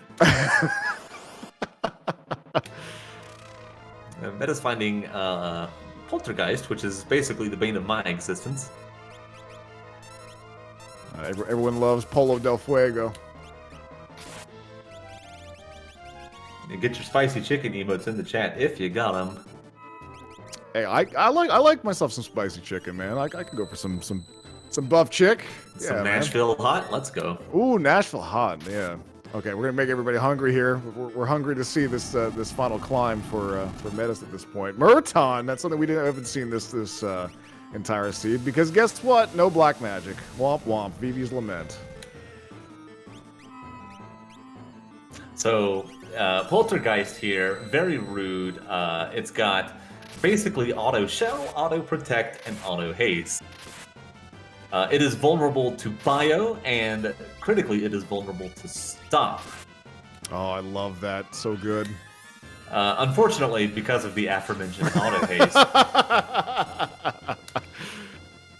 Right, exactly. I mean, you could get lucky. We didn't, but you could find a stunner and actually just, kind of do that and hope for the best. Or if we had someone with a wall protection and he opens with stop, it's weird that he opens with a weakness sometimes that he has that you can just kind of stop him at that point. But yeah, there's nothing more satisfying than running into him, having the ability to stop him through whatever means, and taking care of that. Sabre Wolf just got ultimated by Funbaba. Welcome to tough scaling. Worlds collide, everybody. This is what you can expect to see sometimes. It's a beautiful thing. And look, maybe he heard us talking about the leg day thing. He's like, I'll show you, and just throws out the Ultima. All comes full circle. Very nice spear damage there, but not enough to take him down. Here comes the bolt and taking the dirt nap on Sabre. That one's gotta hurt though. Yeah, that definitely stinks. Ultima from Funbaba is basically the last thing that you expect. So very unfortunate there. And he is going to fly back and try again. Yeah, he's got new tricks, and unfortunately taking care of it. It's and the rich get richer on Medes' side. But still, it's got to get through spicy chicken at this point. It looks like it, although that Merton came out, just knocked out Go-Go Saban, no problem. But hey, we're good. Down it goes. I respect it. I respect Sabre going back for the revenge play at this point. Like, look, if I am able to take him out before Ultima goes off, we're good. We're gonna get this. Sabre Wolf, second time in, does not get the dog skip. And if you have no idea what I'm talking about, if you move, like when you enter that house right there, if you move straight forward, a dog will come in and basically point the way behind the bookcase to where you're supposed to go. But you can step left or right, the dog won't spawn, and you can go just straight down behind that bookcase. It saves a couple of seconds there. I did not know that. That just blew my mind. Yeah, Crazy. see? And that, honestly, to me, that's like the coolest thing about Worlds Collide, is that every single seed that you play, you can learn something new about the original game. And there's a lot to learn just in general, so... I agree, and that's honestly, that's one of the most rewarding parts of playing Worlds Collide, is just being able to learn and like apply knowledge to like future runs. Like, hey, I learned this from before, I've got this ability, and I can save some time with it. Like, you know the boss weakness. You know how to make a build. You know how to do certain things. You found a new chest you didn't know existed. I'm still finding stuff in this game that I don't know about by watching other people, getting involved with the events and stuff like that. And I've said for pretty much my entire life, this is my favorite game of all time. I love Final Fantasy VI. I love everything about it, and still learning. This makes you a student of the game, and it's a very deep and rewarding randomizer experience. 100% agreed, Retro. Could not have said it better. Oh, here we go. Final statue on Medes' side at this point. And of course, by process of elimination, Goddess is here. Oh my Goddess. It's Terra and Setzer. Setzer going off right away. Terra just going to start slapping. Not as much as Locke, but still very, very decent damage. Yeah, so should be very much protected from anything that she could do. Wow. Wow, the quad jump, baby. Let's go. It's like a 3.5% chance. And down goes Goddess. Wow. Wow, with authority. So simple, so clean. Setzer's not playing around. He's like, this is my event. Look at this. Here we go. That was amazing. It was really, really exciting to see that one. Yeah, so awesome. It's so rare to see a quad jump, especially with an actual Dragoon. How about it? Okay, so that is it for Medes. The only thing that he has left to do is do the final Kefka climb. And there is a lot to talk about there, so you're going to want to watch. Yeah. Well, for those that maybe not initiated with this, or those that maybe haven't looked at this in a little while, it's a long road to the top if you want to rock and roll. But it's 4 tiers, 3 tiers of pain. To get through, and there's, like I said, there's a lot to unpack. I can't even rattle all of it off at this point here, but very interesting imagery, one of the best final boss themes of all time. Fight me on that if you want, but I do not want. it's real good, and we'll see how it works out. Now, we don't have mute. I don't think we picked up Siren either, so we're not going to have that in our back pocket here either. That'll be a little bit annoying. Yeah, we don't have any instant death either, so... Well, wait, we did pick up Raiden, and we have multi-summon, so we can rip some limbs off and take care of some things. So let's see what strats are employed. We'll talk about them as we go up the tiers here. As we see Sabre Wolf up in Esper Mountain, which I believe this was an item, if memory serves. I may be a little wrong. I know that Medes did this basically at the start of the run, and I have forgotten what it was. It's hour 14 and so many checks later, and it's been a lot, but Ultra's getting smacked in the face with Illumina and Spear. I feel bad for Uncle Ulti. All Realm wants to do is paint his portrait. Yeah, he just wants to work in the Coliseum, man. That's all he wants to do. Anyway, away we go on Medes' side at this point. Gonna be making the final climb up. Here we are with Demon or Face, long arm and short arm. And already, just immediately off the bat, being rude with that reverse polarity. Yeah, that's it looks like taking out the long arm there with the true edge from Raiden there. So it does not have to deal with that big beefy arm in the front. Just has to deal with the face and the short arm. We want to see damage on the face, and unfortunately 10k damage to the short arm by Locke there. And he's got a lot of things he can't aim at this point. So we'll see how things work out. You want to take down that face though. by itself, or it's going to counter with Quake, and that could hurt. He's got a lot of health, but we'll see what happens. Yeah, at full health, I do believe that he's going to survive a Quake, but you would rather just not deal with that situation at all.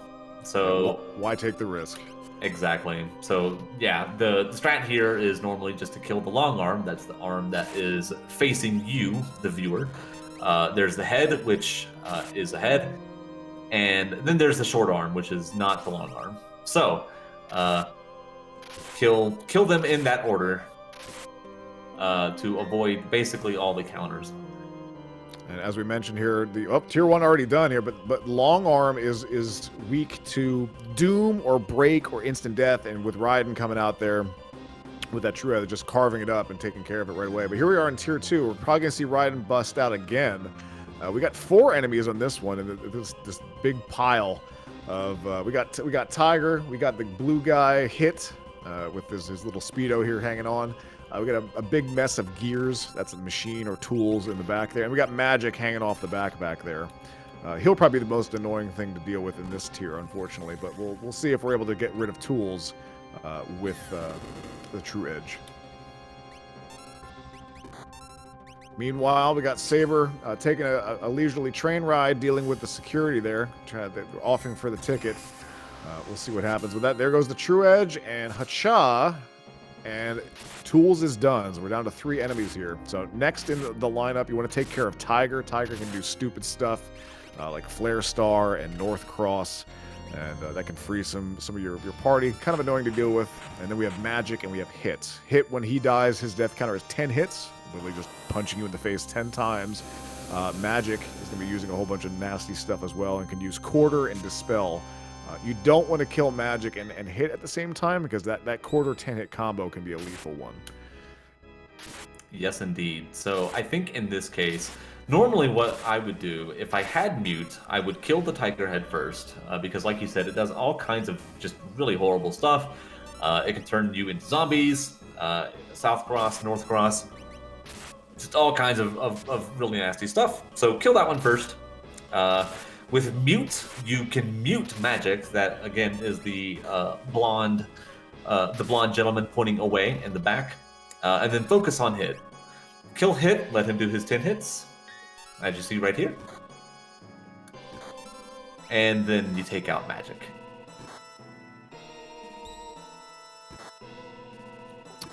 And here we go with the Ghost Train on Sabre Wolf's side. Should be pretty straightforward for that. And we're watching the tier 2.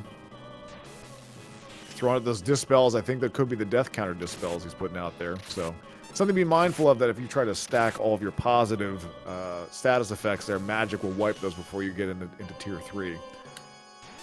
Which looks like we'll be heading there momentarily. Yeah, so very quick tier 2 there from Medes. And not too terrible from the Magic counters there. So it's either 0 to 1 quarters and 0 to 2 dispels whenever he dies. Off we go to tier 3. We have Girl and Sleep, or Girl and Rest, or Lady and Rest. Long story short, the girl up top there will absorb all magic attacks, but only has 10,000 health. Will cast Life 2 and Pearl Wind to heal up Sleep or Rest in the front there. But basically, take care of her. Unfortunately, another quad jump. A quad jump, but 3 of them were on Rest. We have to be very mindful of how much damage we're doing to Rest at this point, because he only has 40k, and he starts pumping out Meteo, and will eventually do Calmness. But we have that Golem already, which he's already put up, and you can multi-summon that, so we'll see how that goes. Golem, very important because of Calmness, which is the death move that will get thrown out from Rest there. Calmness can be cast either once or twice, and it is an instant death move, but it relies on physical evasion to dodge it and not magical. So, like, if you've ever played this game in vanilla and you had like a safety bit on or something like that, Calmness will kill you through the safety bit, but it will not kill you through Golem, because Golem will block it, or Fenrir. And already in Meteo phase, so, and it looks like we're just going to kill him outright right here. Here it is, yeah. And Golem just saying no. Just Matumbo right there, just blocking the shot. Very well done there. One meteor went off, 2 misses, and Locke took about 1,000 some damage to the face. But off we go to Final Kefka, the 4th tier here. Very, very clean climb from Medes at this point here. So barring anything super unforeseen, I think this should be a pretty nice victory and looking like a sub 130 by a mile. Oh yeah, we're eyeballing like a 120, 122, maybe even like a high 121. So very nice job by Medes here. Although it is not over, and Kefka can be very mean. I guess we should talk about the counters. Sorry, go ahead. I guess we should talk about the counters that Kefka can do, and we saw Ultima one time today. I'm wondering if we'll see it again, but there's also Havoc Wing and Hyperdrive and all kinds of nasty stuff that we'll have to deal with. But based on the amount of damage that Medes can dish out at this point, I fully expect that he should be able to outpace Kefka and take him down fairly quickly in short order. Another quad! Another quad! This is unbelievable. I've never seen this before.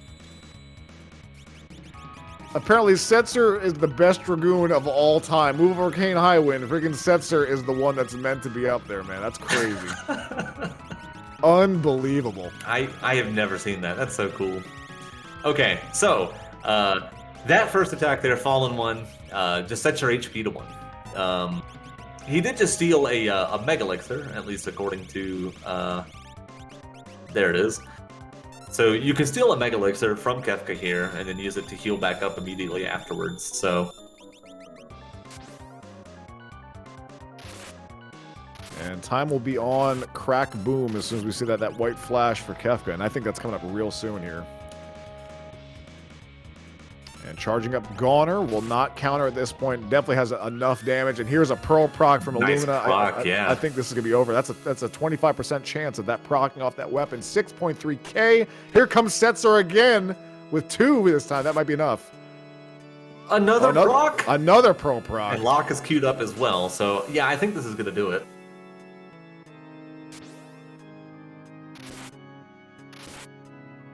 Yeah, a casual 12,000 damage right there from Locke. I think that's going to be Crack Boom. Boom, there it is. And that is Medes done with a time of 122.37. Phenomenal job. Very, very well done on that. That just a clinic, expertly well played with this flag set.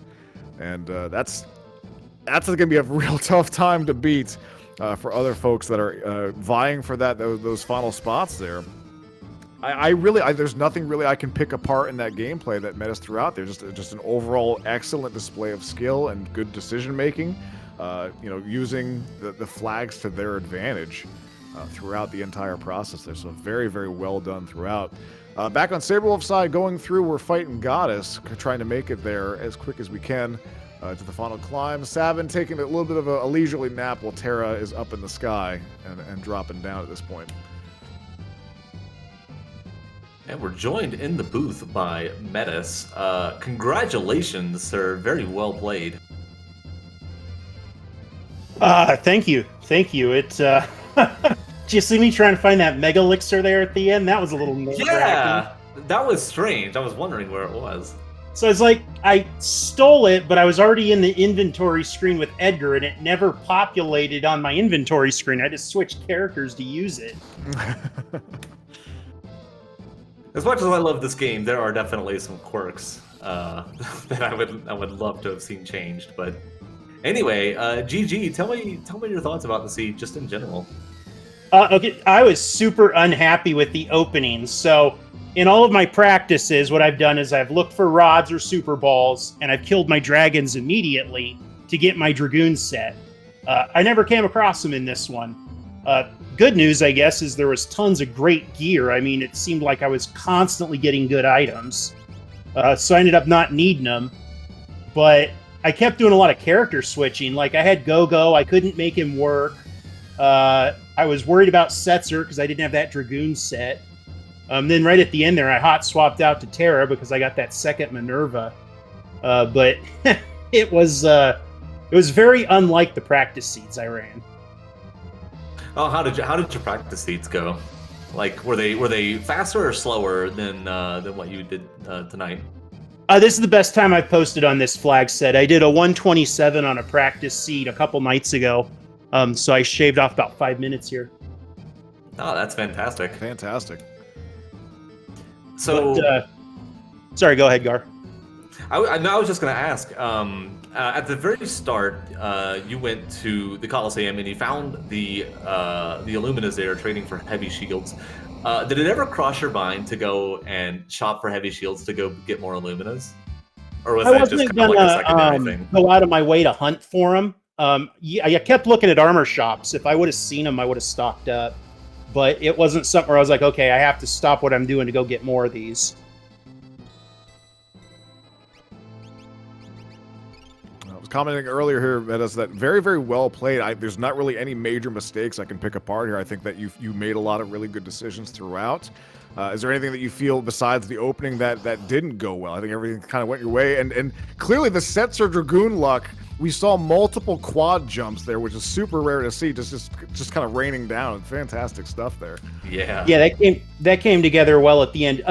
This flag set is very static. There are so many things that you are guaranteed to have. The 3 starting characters are guaranteed. Vanilla bosses are guaranteed. So it's a lot easier to game plan for this flag set than it is for something like Ultros League, where basically you don't know what's going to happen until you load up your seed. Now, with it being vanilla bosses, did that influence how you routed the seed at all? Oh, yeah. I mean, I didn't touch World of Ruin until I absolutely had to. All the bosses in World of Balance are a pushover. I just breezed through all those bosses. That is actually a very good point then. Since you know it's vanilla bosses, why prioritize, even if they're faster checks in World of Ruin to get through, you have to deal with some nasty stuff there, whereas World of Balance is pretty much straightforward. You're going to have the nice experience boost to deal with. I mean, the tough scaling on top of it's kind of rough too. The scaling I wasn't too worried about, especially with all that gear I found. I mean, the Cursed Shield only needing 1 battle, that was ridiculous. That was wild. Ended up with the Minervas, I kept finding elemental shields. It was, nothing could hurt me. So overall, just feeling very confident throughout. How did you feel when you got to the Coliseum and you saw that you could trade a heavy shield for the Illumina? Yeah, well, so my thought was, okay, well, that's awesome. Obviously, I'm going to try that. The only thing I cared about was getting through an easy battle to get my stat boost, though. So, like, if I had bid the heavy shield for the Illumina and it had been some horrible monster like a Doom Dragon or something, I wouldn't have, like, tried to fight for it to get it. I'd been like, okay, well, that sucks, and I would have moved on. So it just kind of worked out that it was something my lot could handle, even though he tried to steal 4 times in a row. That was a beautiful thing. Very, very nice. I was thinking for sure I was going to be behind there at that point, just like little stuff like that holding me up. Was there ever a point, that actually segues pretty nicely into my next question, was there ever a point in the seed where you felt like particularly behind or particularly ahead? I had really bad luck in that Coliseum, obviously, with all of those steals. That did not go well. My game plan approaching this thing, it ended up actually Sabre Wolf and I did a bunch of practice, and like we were chatting and stuff like that. We're kind of sharing our insights on the flag set with each other and what we'd done that worked well, hadn't worked well. And he had made the comment to me that, hey, you're taking an awful long time doing these long checks like Magitech Factory and the Floating Continent. So when I actually came to the competition seed, I tried to avoid doing both of those. And I think by going his strategy of trying to hit quick checks, it ended up paying off for me versus doing those long ones. Well, that's kind of the balance too, right? Because I was actually thinking it, and I wish I had talked about it during the stream, but one of the things that I'm actually thinking about doing, like basically right off the rip, is the Floating Continent. And the reason why is because there are 2 checks that are guaranteed to be progression items, with a third that will generally be something that'll progress your seed. So it is long, but with vanilla bosses, you know exactly what you're going up against. It's not that difficult. And then you get some fights in front to give you the experience. So interesting to see where like the divergence is in the thought process, and I think that's one of the things that makes Worlds Collide so interesting. I think I would have made the decision to go there had I found rods. In my practice, I came across thunder rods. You go up to the floating continent and you just one-shot the air fortress or sky fortress or whatever it's called. And I mean, you can just breeze through it. If you had the elemental rods, they do huge damage to Atma weapon. You guys probably saw me throw earrings on Setzer right away. Earrings boost his 7 flush attack, but they're also going to give you a big damage bonus to rods if you find them. So having Setzer break the rods and having Gogo mimic that is extremely powerful in this flag set. Yeah, absolutely. I think rods we saw in general are very nice. Yeah, I think we saw a lot of the, and I think you were using these strats too with Esper multi-summoning, and then also using Mimic to kind of double cast Espers across 2 different people. It was a nice little move that you had out of the gate. And you mentioned about cracking rods. Toy Shops was one of the cards on the table for this one to make that more and more possible. But yeah, we really didn't see that pop up. Yeah, so like I'm kind of looking at the chat here now. Lunar Chimera said he found some, so I'm sure they were there somewhere. I didn't find them, which that happens depending on where you choose to go. There's always money in the Miranda stand. Yeah, exactly. I believe Sabre Wolf now down to their final statue before the final climb here because they've taken down everything else at this point. So let's see how things go with the fire chicken. Unfortunately, Gogo getting targeted. I don't know how the statue bends the will here and just single targets a Murton. How that works out. With the power of magic, anything is possible. I think this goes back to what you said earlier in the broadcast here, Gar, about not asking questions and just letting it happen. Asking questions doesn't affect the outcome. You might as well just roll with it. Well, fantastic. So, Medes, I'm going to ask you then. So, Lagomorph Lounge, I mean, it's full of a bunch of killers. There's a lot of people that got dropped down there earlier than they had anticipated. And at this point, I know that we have this showcase between you two, but there's still everyone else that's kind of jockeying for position, trying to get that buy-in for the final table. How do you think this is gonna slot in for times-wise? Oh, I have no idea. I would think that anytime you pull a sub 90, you've got one of the better times, unless it's just a super crazy jet seed. So I'm sure that I'm going to end up posting one of the better times, but my goal for this entire tournament has been not to be last. So that's probably probably where I'm going to fall this time, I think. Definitely looked very clean with what you were handed here, so very, very nice to see that. Yeah, same. So for the weeks ahead in the Lagomorph Lounge, what kind of flags are you looking forward to seeing? Or is there a flag in here that you would like to see removed, perhaps? I mean, I like more RNG in general. I don't like how predictable Lagomorph Lounge is right now. I mean, I guess it's great from a competition standpoint because we could actually practice it and have some specific strategies to try, but I would be like all for the vanilla bosses taking a calmness. I'd be fine with that.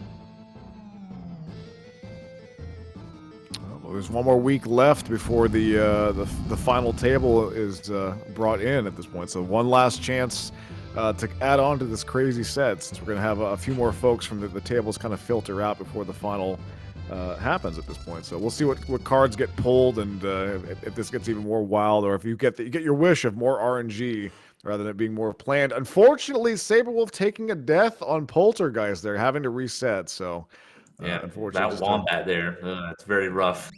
Yeah, that's a rough one. It looks so cute and small, but man, it hits hard.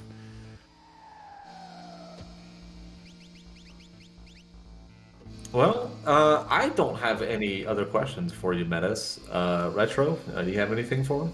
I believe we've covered everything else. I would say just GG. Very, very well done. Very nice display of what the seed can do, and whatever planning you put into this clearly paid off, and you made a lot of the right choices hands down. So great job, GG. Well played.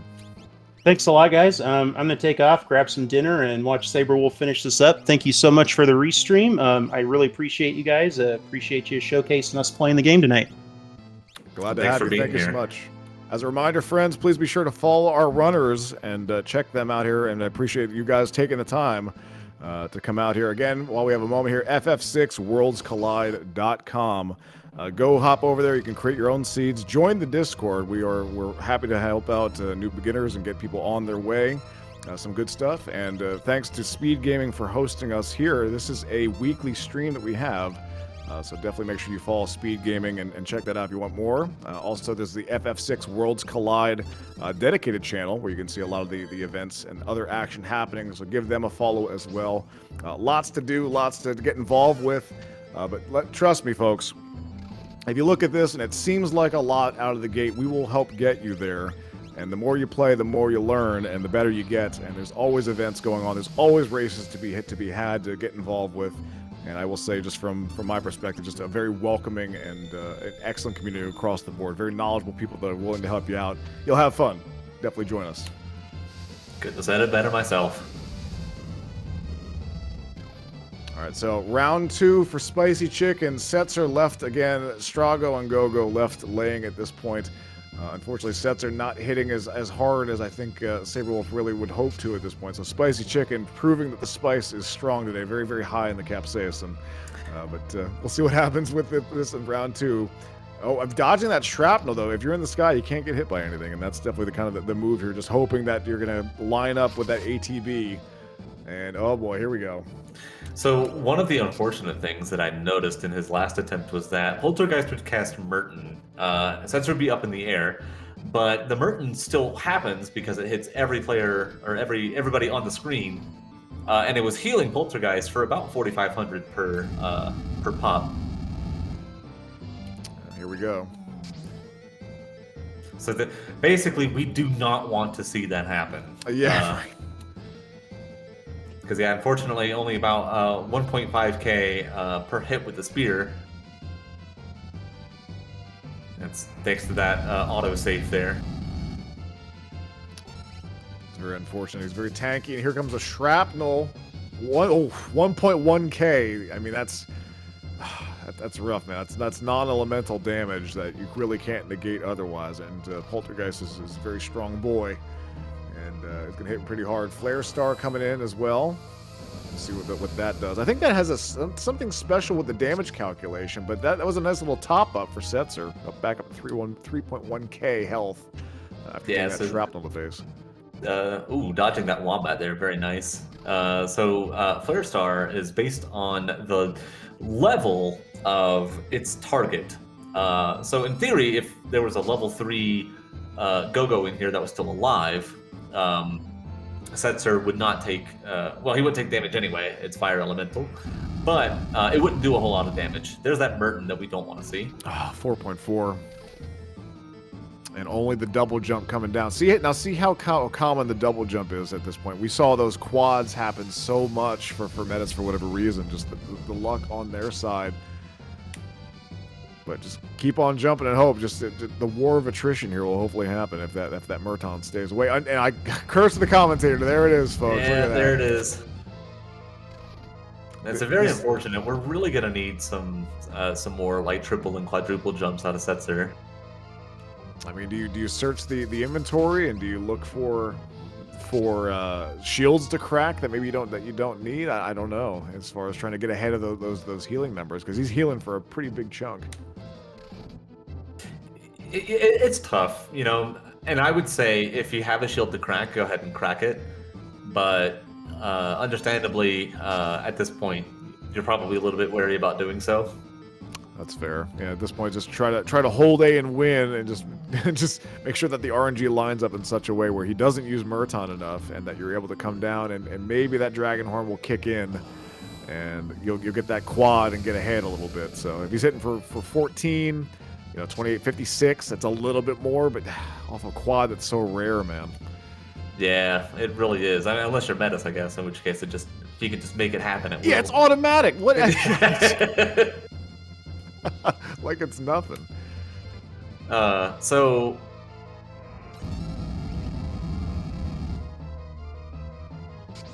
Oh, yeah, when it's split, that's only a 2.2 for him, since it's splitting the damage. yeah, so that's not bad. I don't think that Setzer can really die here unless he gets like a, I don't know, it would have to be like double Wombat, double Meteo, something like that. No, this S-Cross isn't going to do it. To this day, I still do not understand why that ability looks like big snowballs that are coming at you, And it's but fire it's fire damage, based. It does yeah. not make like they screwed up the palette on it or something. So Like we that are getting good. we are getting close to the end here. Once you start casting Meteo, that is below half, below a quarter. I honestly don't remember. Ooh, landslide. Good thing you missed that too. So hopefully the next jump will kill him. This is the last statue that is the gatekeeper for Sabrewolf to get into that final climb and able to reunite the band and have all offensive abilities at their disposal. So should be pretty straightforward. After that nice triple jump, no crack Ooh. boom yet. But like those triple jumps, those are what you want to see. Yeah, they're the ones Unfortunately, that are gaining ground. Yeah, unfortunately the double jump is just so much more common. Oh, the single target merts. Like, come on, Spicy Chicken. Now you're just being mean. Yeah. This is rude. Poltergeist is a rude fight. And this can happen sometimes when worlds collide. Like you get into certain situations where even best laid plans and best planning going into something, you just run into walls like this, and that's both. Oh, look at just busting out slots at this point, just trying to do it. You arrow. Yeah, I think it's just desperation. Like he wants to find something that'll get through that defense. Yeah, exactly. So staying on the ground, definitely viable. Again, that Merton's going to split damage, so he'll only heal for 2k instead of the 4. The downside there is that he'd be vulnerable to like those landslides, those wombats, those meteos. He's got some scary stuff here. But I just want to point out, notice how many jumps he's done in this fight. And we have not seen any quads like recently. Like this is how rare it is. Yeah.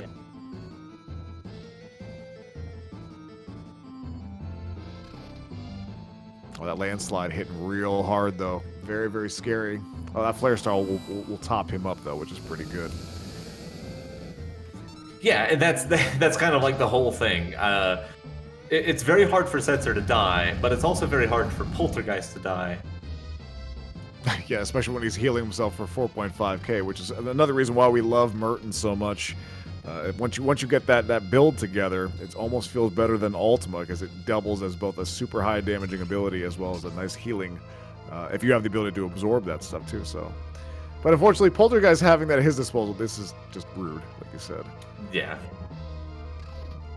Well, I guess while we have a moment while we're chugging through, we can actually mention here that the Blackjack Battle Royale is still rolling on, friends. And this was a massive event. I mean, how many different tables do we have that are currently active? 10 different tables, I think. I think we had like. Ooh. It's a lot. This is by far our biggest event. And I guess what we should talk about, we mentioned cards for those that don't know. Hey, there's a crack boom for Sabrewolf. Oh, congratulations. Get hype in chat for Sabrewolf sticking through that, man. Crazy. Going off to the final climb. But I guess what we should talk about, the cards that we're talking about, we mentioned a few of them by name. Basically what's happening is those cards that you go in with your team, with your table, and you get a choice of 3 cards, and they're named, and there's rarities of common, uncommon, rare, and mythic, and they alter the flag set, from the base flag set that we have in this, and they can do wacky stuff like we've seen, like with the vanilla bosses and Far Horizon. Like those are all different cards and stuff that were pulled and selected by the runners to add on top of it and create this custom flag set. So very exciting stuff. All tables were different. And we'll see the final table come together for the champions, and they'll build out their seed from there. But the Lagomorph Lounge, I mean, this is what, 25 different cards, basically, I think, that were all kind of piled on top of each other that you know, have created the seeds that we're seeing today. Yep, and it's pretty only wild. gonna get bigger. I love the fact that every table has had their own like special flavor. Like you look at the Odin table, for those that they're in the know, and like they are a jet seed. Like you can finish the seed in like what feels like 5 minutes, man. Like you can make a frozen pizza and be done with a seed with that, just built from the ground up for speed as best as possible. And then there are other tables that deal with other challenges that I don't really want to mention here. no love for the Magicman table, whose seeds are 3-something hours a pop. Well, that is my own personal hell that I brought upon me, but that's fine. You know, shout outs to Madewin and everyone else that has dealt with it, Mr. Manager, Pedro, myself, and yeah, Ceiling Cat just noped out of it and just like, you know what, Lagomorph Lounge seems like the right place to go, and that's where it is though. But just absolutely wild, and it just a big shout out to the community as a whole, because it just Sunday draft day has become like this amazing experience where everyone piles on and watches how everyone's tables and their seeds change, and it's really exciting. But anyway, back to the action though, my friend Gar. We're here on Tier 1 for the final climb. We're going to cheer on Sabrewolf to the finish line at this point. Trying to push for that sub 2. Putting a golem out early. Actually taking advantage of that multi-summon to block the physical damage. I like that play, actually. That's real neat. Very heads up on Sabrewolf's part. And again, like people, a lot of people ignore like the psychological aspect of this. And Sabrewolf, who just came out of like a really, really long poltergeist fight that was preceded by a poltergeist wipe, it would be really easy to be like full tilt and forget exactly what you can do, but that's not what he's about. So very heads up by Sabrewolf, popping out that golem, blocking all the physical damage that happens here. It's a cool, unique play, because usually you don't have access to multi-summon. You summon your Esper once, and it's done for the entire climb, and you want that calmness protection. So having that ability here, that's great. And I'm going to guess we're going to see that same exact thing happen in Tier 2 to block hit, and that's a cool move. Yeah, absolutely. Unfortunately, it doesn't look like Sabrewolf has access to instant death, so he is going to have to kill that long arm along with everybody else, the good old-fashioned way. And you do want to kill that one before you kill the short arm as well. It does have a counter. I believe it's 1 to 3 shockwaves. That sounds about right, because I know it will throw those shockwaves out pretty heavily and just kind of just play havoc with the team at this point. Oh, nice Pearl proc on the face right there. But yeah, same rules still apply. You want to kill the head first. You don't want to deal with Quake. You also don't want to deal with the shockwaves, but they are typically a little bit better managed. And there he goes, off to Tier 2. So without instant death, he's gonna be dealing with tools, throwing out you know, machine-based stuff. We're gonna see some tech lasers and diffusers and some other nasties out there while he's dealing with everything else. Since we don't have mute available to us, I don't think he picked up Siren. So we're dealing with magic, slinging spells throughout. This tier is just straight up annoyance, and then Tier 3 is just straight up fear. With calmness, and if you're going to get someone wiped at this point. But I think he's stacked deep enough with offense that it should be okay. Even if the double calmness was there, he's got the golem in his back pocket, so not really too much. Just has to make it through here. Yep, here we go, popping out the golem, and if that wall goes down, he can always multi-summon it right back up. Just summon it again. Yeah. And from what my understanding with Golem is that he will block damage equal to the maximum HP. So, you know, if someone has 3k max HP, he'll block that amount of damage just over and over and over again, and you don't have to worry about that. Yep. So one thing that Tier 3 is very notable for is its combos. And what I mean is the rest, the guy that's laying down, has access to a move called Whirlwind, or W-Wind, which takes everyone down to fractional HP. If you have an attack queued up while he does it, and it hits people, and you take him down to Meteor range, and he decides to cast Meteor, it is very easy to wipe at that point, and there is basically nothing that you can do about it. So we want to avoid that. Tier 3 is just it's stress. No matter how much preparation you have for it, it's just kind of wild overall. But trying to work his way through Tier 2, putting in some pretty decent damage numbers throughout. Tools is still here, though, just playing havoc with Diffuser. We saw a North Cross go out, which is, you'd best be frozen, but actually able to block that on Terra's side and just straight up missed lock, thankfully, on that. To my knowledge, there's nothing in the game that can prevent North Cross. I mean, there's no frozen protection for you or enemies, to my knowledge. Yeah, that's right. So, there are some checks against it, and what I mean is that North Cross has 2 rolls that it does. The first roll to see if it even hits your character. The second roll is if it hits, does your character resist it? So if you ever get in a situation where North Cross freezes your entire party, which has happened to me a few times, just know that you got very, very, very unlucky. Just that special kind of RNG that you experience and just kind of like, never saw that before. Yep. Just again, grin and bear it. Nothing you can do. You're frozen for, it's like a 2-minute timer, so yeah, go up, stretch your legs, get you some water. Which reminds me, it's the worst. Everyone in chat needs to drink water right now. I'm not playing. I'm not. You need to drink water right now. Done and done, my friend. Thank you. Now, that being said, now that we've all hydrated and felt good about that, appreciate the reminder to do so since we've been just watching the action here throughout.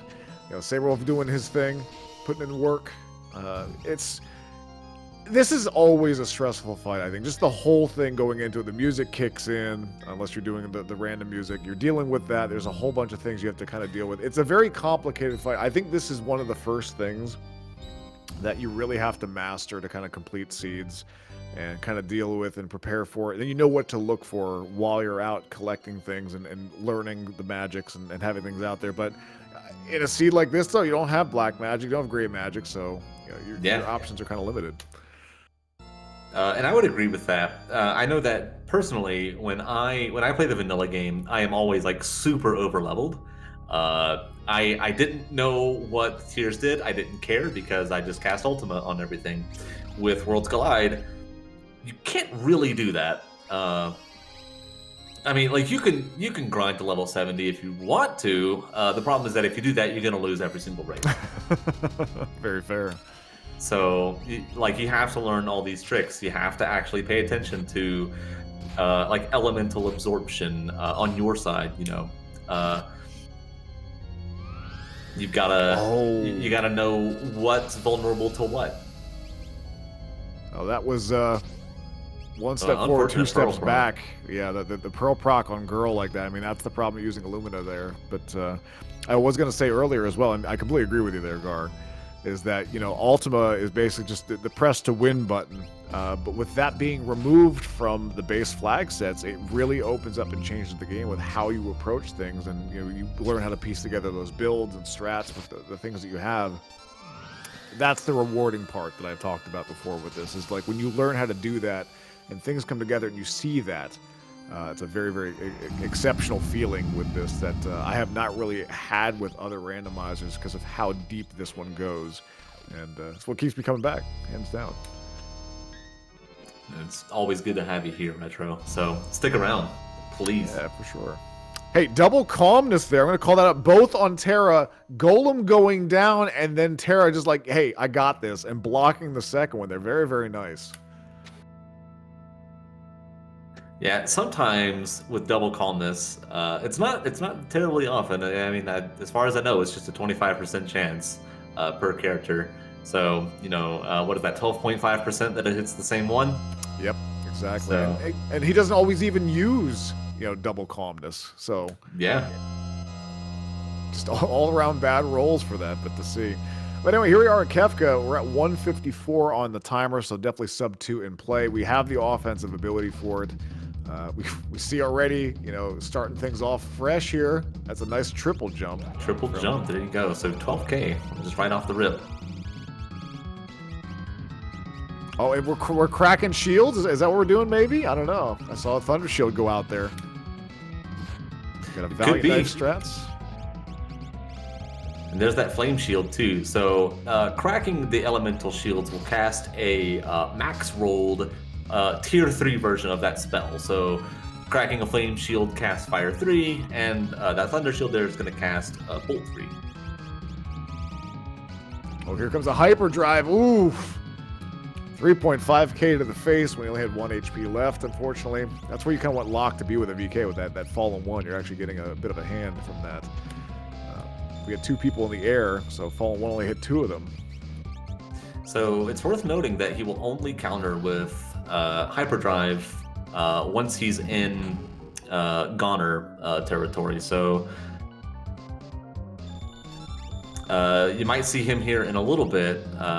That screen will shake, the head will come up. There it is. The end comes Beyond Chaos. And now's the time that you can hit him without fear of counters.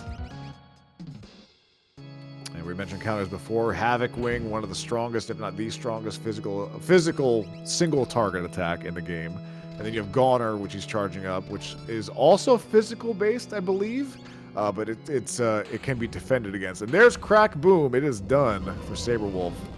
And GG's to Sabrewolf. So Goner, it is not a physical attack. It is magic. The difference between that and Ultima is that Goner will respect magic defense, and Ultima will not. But that doesn't matter. We've got Sabrewolf here in the chat. Sabrewolf, GG's to you. Hey, how you doing? Hello. Doing great. So, tell me how that seed went. Tell me how you felt about it. Okay, first of all, Poombaba Ultima, where the heck did that come from? that's on us. We were talking that he skipped leg day. Oh, so that was a caster curse on that one. I see how it is. Mm-hmm. Yeah, Medes, that was the W whatever, like in chat when I did. That's what happened. Yeah, fantastic. That was Poltergeist? That was bad. That was a really, really, really bad run for me. Too many dead checks on like my earlier runs. I got Kefka a lot later than I was anticipating. Statues, I did not have as good offense as I usually did when I practiced for the statues. I almost decided to reset out Kefka's tower, but then I knew I would have lost my skip. So, I mean, the only thing I could think of is if I should have done Kefka's tower on a full group and then gone back and did a 2-0-2 run. To go back in, but in any case, like versus the times already in the lounge, I am way behind. So that was the lousy run for me, unfortunately. Just unfortunate you kind of got stuck there, and that Poltergeist was using that singular Murton healing for 4.4k at a shot, so trying to get ahead of it, and just that you weren't getting those triple and quad jump procs at that point. So just I mean, a rough thing to deal with overall, but glad to see that you were able to make it through. But aside from those two kind of stumbling points there that we had, I mean, how did you feel about the seed otherwise? You're obviously getting pretty good loot and kind of following it. We felt pretty bad that you had like a string of dead checks, though, in the middle of it. Yeah, I had the dead checks early on, which, you know, kind of helped with the level disparity between me and the bosses and everything, which was fine. But I wanted to be further ahead than I wanted to be at that point, and don't know if I overlooted or not. I mean, I don't know. I mean, I felt okay with that. I didn't find any heavy shields. I would have gotten more Illuminas. Don't know if Medes found that too. Hard heavy shields for Illuminas in Coliseum. Yeah, it was pretty wild. We saw both of you. Yeah. I didn't find where the other heavy shields were, but I was like, whatever. I didn't need that many Illuminas anyways. But overall, I mean, it was okay. I mean, I guess I tried something different this time with my runs than I usually do. Usually I focus on the triple checks like Magitech Facility, Floating Continent, stuff like that. This time around, I went for a more targeted preview of bosses and bosses that I knew were really, really weak, like Leader into Tunnel Armor into Welk, like stuff like that. Figuring that if I fight like easier bosses that don't really hit that hard or have that many good skills, that will be a faster route than going to some of these other ones where I have to fight like Atma Weapon or floating or Air Force and stuff like that. And I figured that maybe that was a better route to go, but maybe not. I mean, I don't know. Let's try something different. How much do vanilla bosses influence your routing decisions? Like, do you do checks specifically because you know that a certain boss is going to be at a certain place? Yeah, I mean that's yeah, like I was just saying. Like, yeah, I knew where Tunnel Armor, Welk, and Leader were going to be, so I know those are going to be easy fights in early on. So those are the bosses I targeted early to get some good levels in that way before like starting into the rest of the seed, and also routing in the 2 dragons in there. Also kind of helped. I know Yeti wasn't a big deal either. I mean, Tritoch and the Three Stooges were the only tough bosses on my pre-planned route I was gonna do. But I think overall I think it was okay. I just didn't get lucky in my my rewards. I guess I ended up with like 8 characters and 5 espers at one point. Yeah, And I think that's what did me in the long run, is that I just did not find the espers. you did run into a substantial number of dead checks, so that was something that me and Retro both noted. So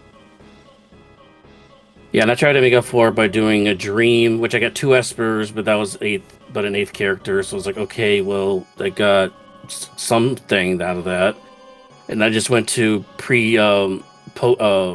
peak checks like Phantom Train and Cave of the Velt and what's another one that's a peakable like Zozo, like World of Balance Zozo and Pumbaba check, stuff like that, and just go previewing the checks like, okay, whether or not I know if it's an Esper, if it's not, okay, I can just bail out, don't have to worry about the fight or anything, and just keep moving on.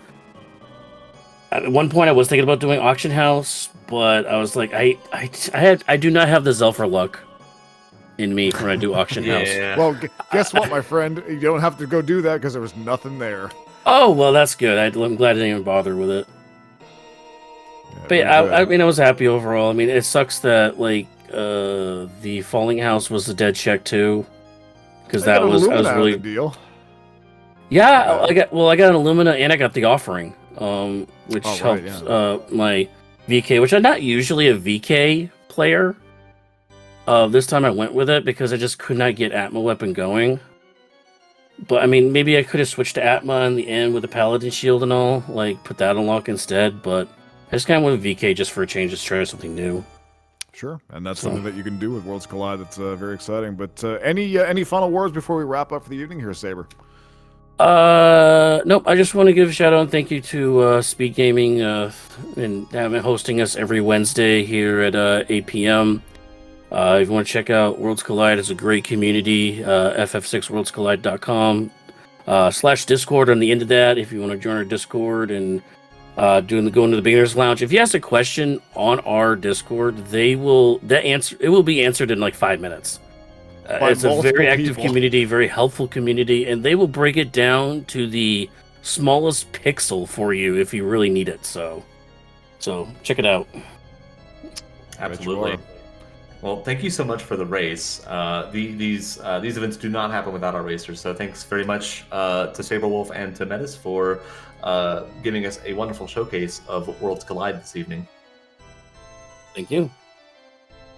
Well, I think that's going to do it for us here, folks. Thank you very much. Again, folks, please be sure to follow our runners here, Sabre Wolf Gaming, as well as Medes24. Thank you very much for that. Great to see this here. Thanks for everyone that came out here to hang out here on Speed Gaming to watch the weekly showcase race. Blackjack Battle Royale, keep yourselves apprised for that. Hop on the Discord. You're going to want to see how this one shakes out. I'm Retrophile TV here, joined with Gar in the booth. It was an absolute pleasure, my friend. Thank you so much for everything. Thanks, Retro. And thanks, everybody, for watching. And thanks, Speed Gaming, for hosting us. That's all we've got for you. Have a great evening. We'll see you soon, guys. Thanks.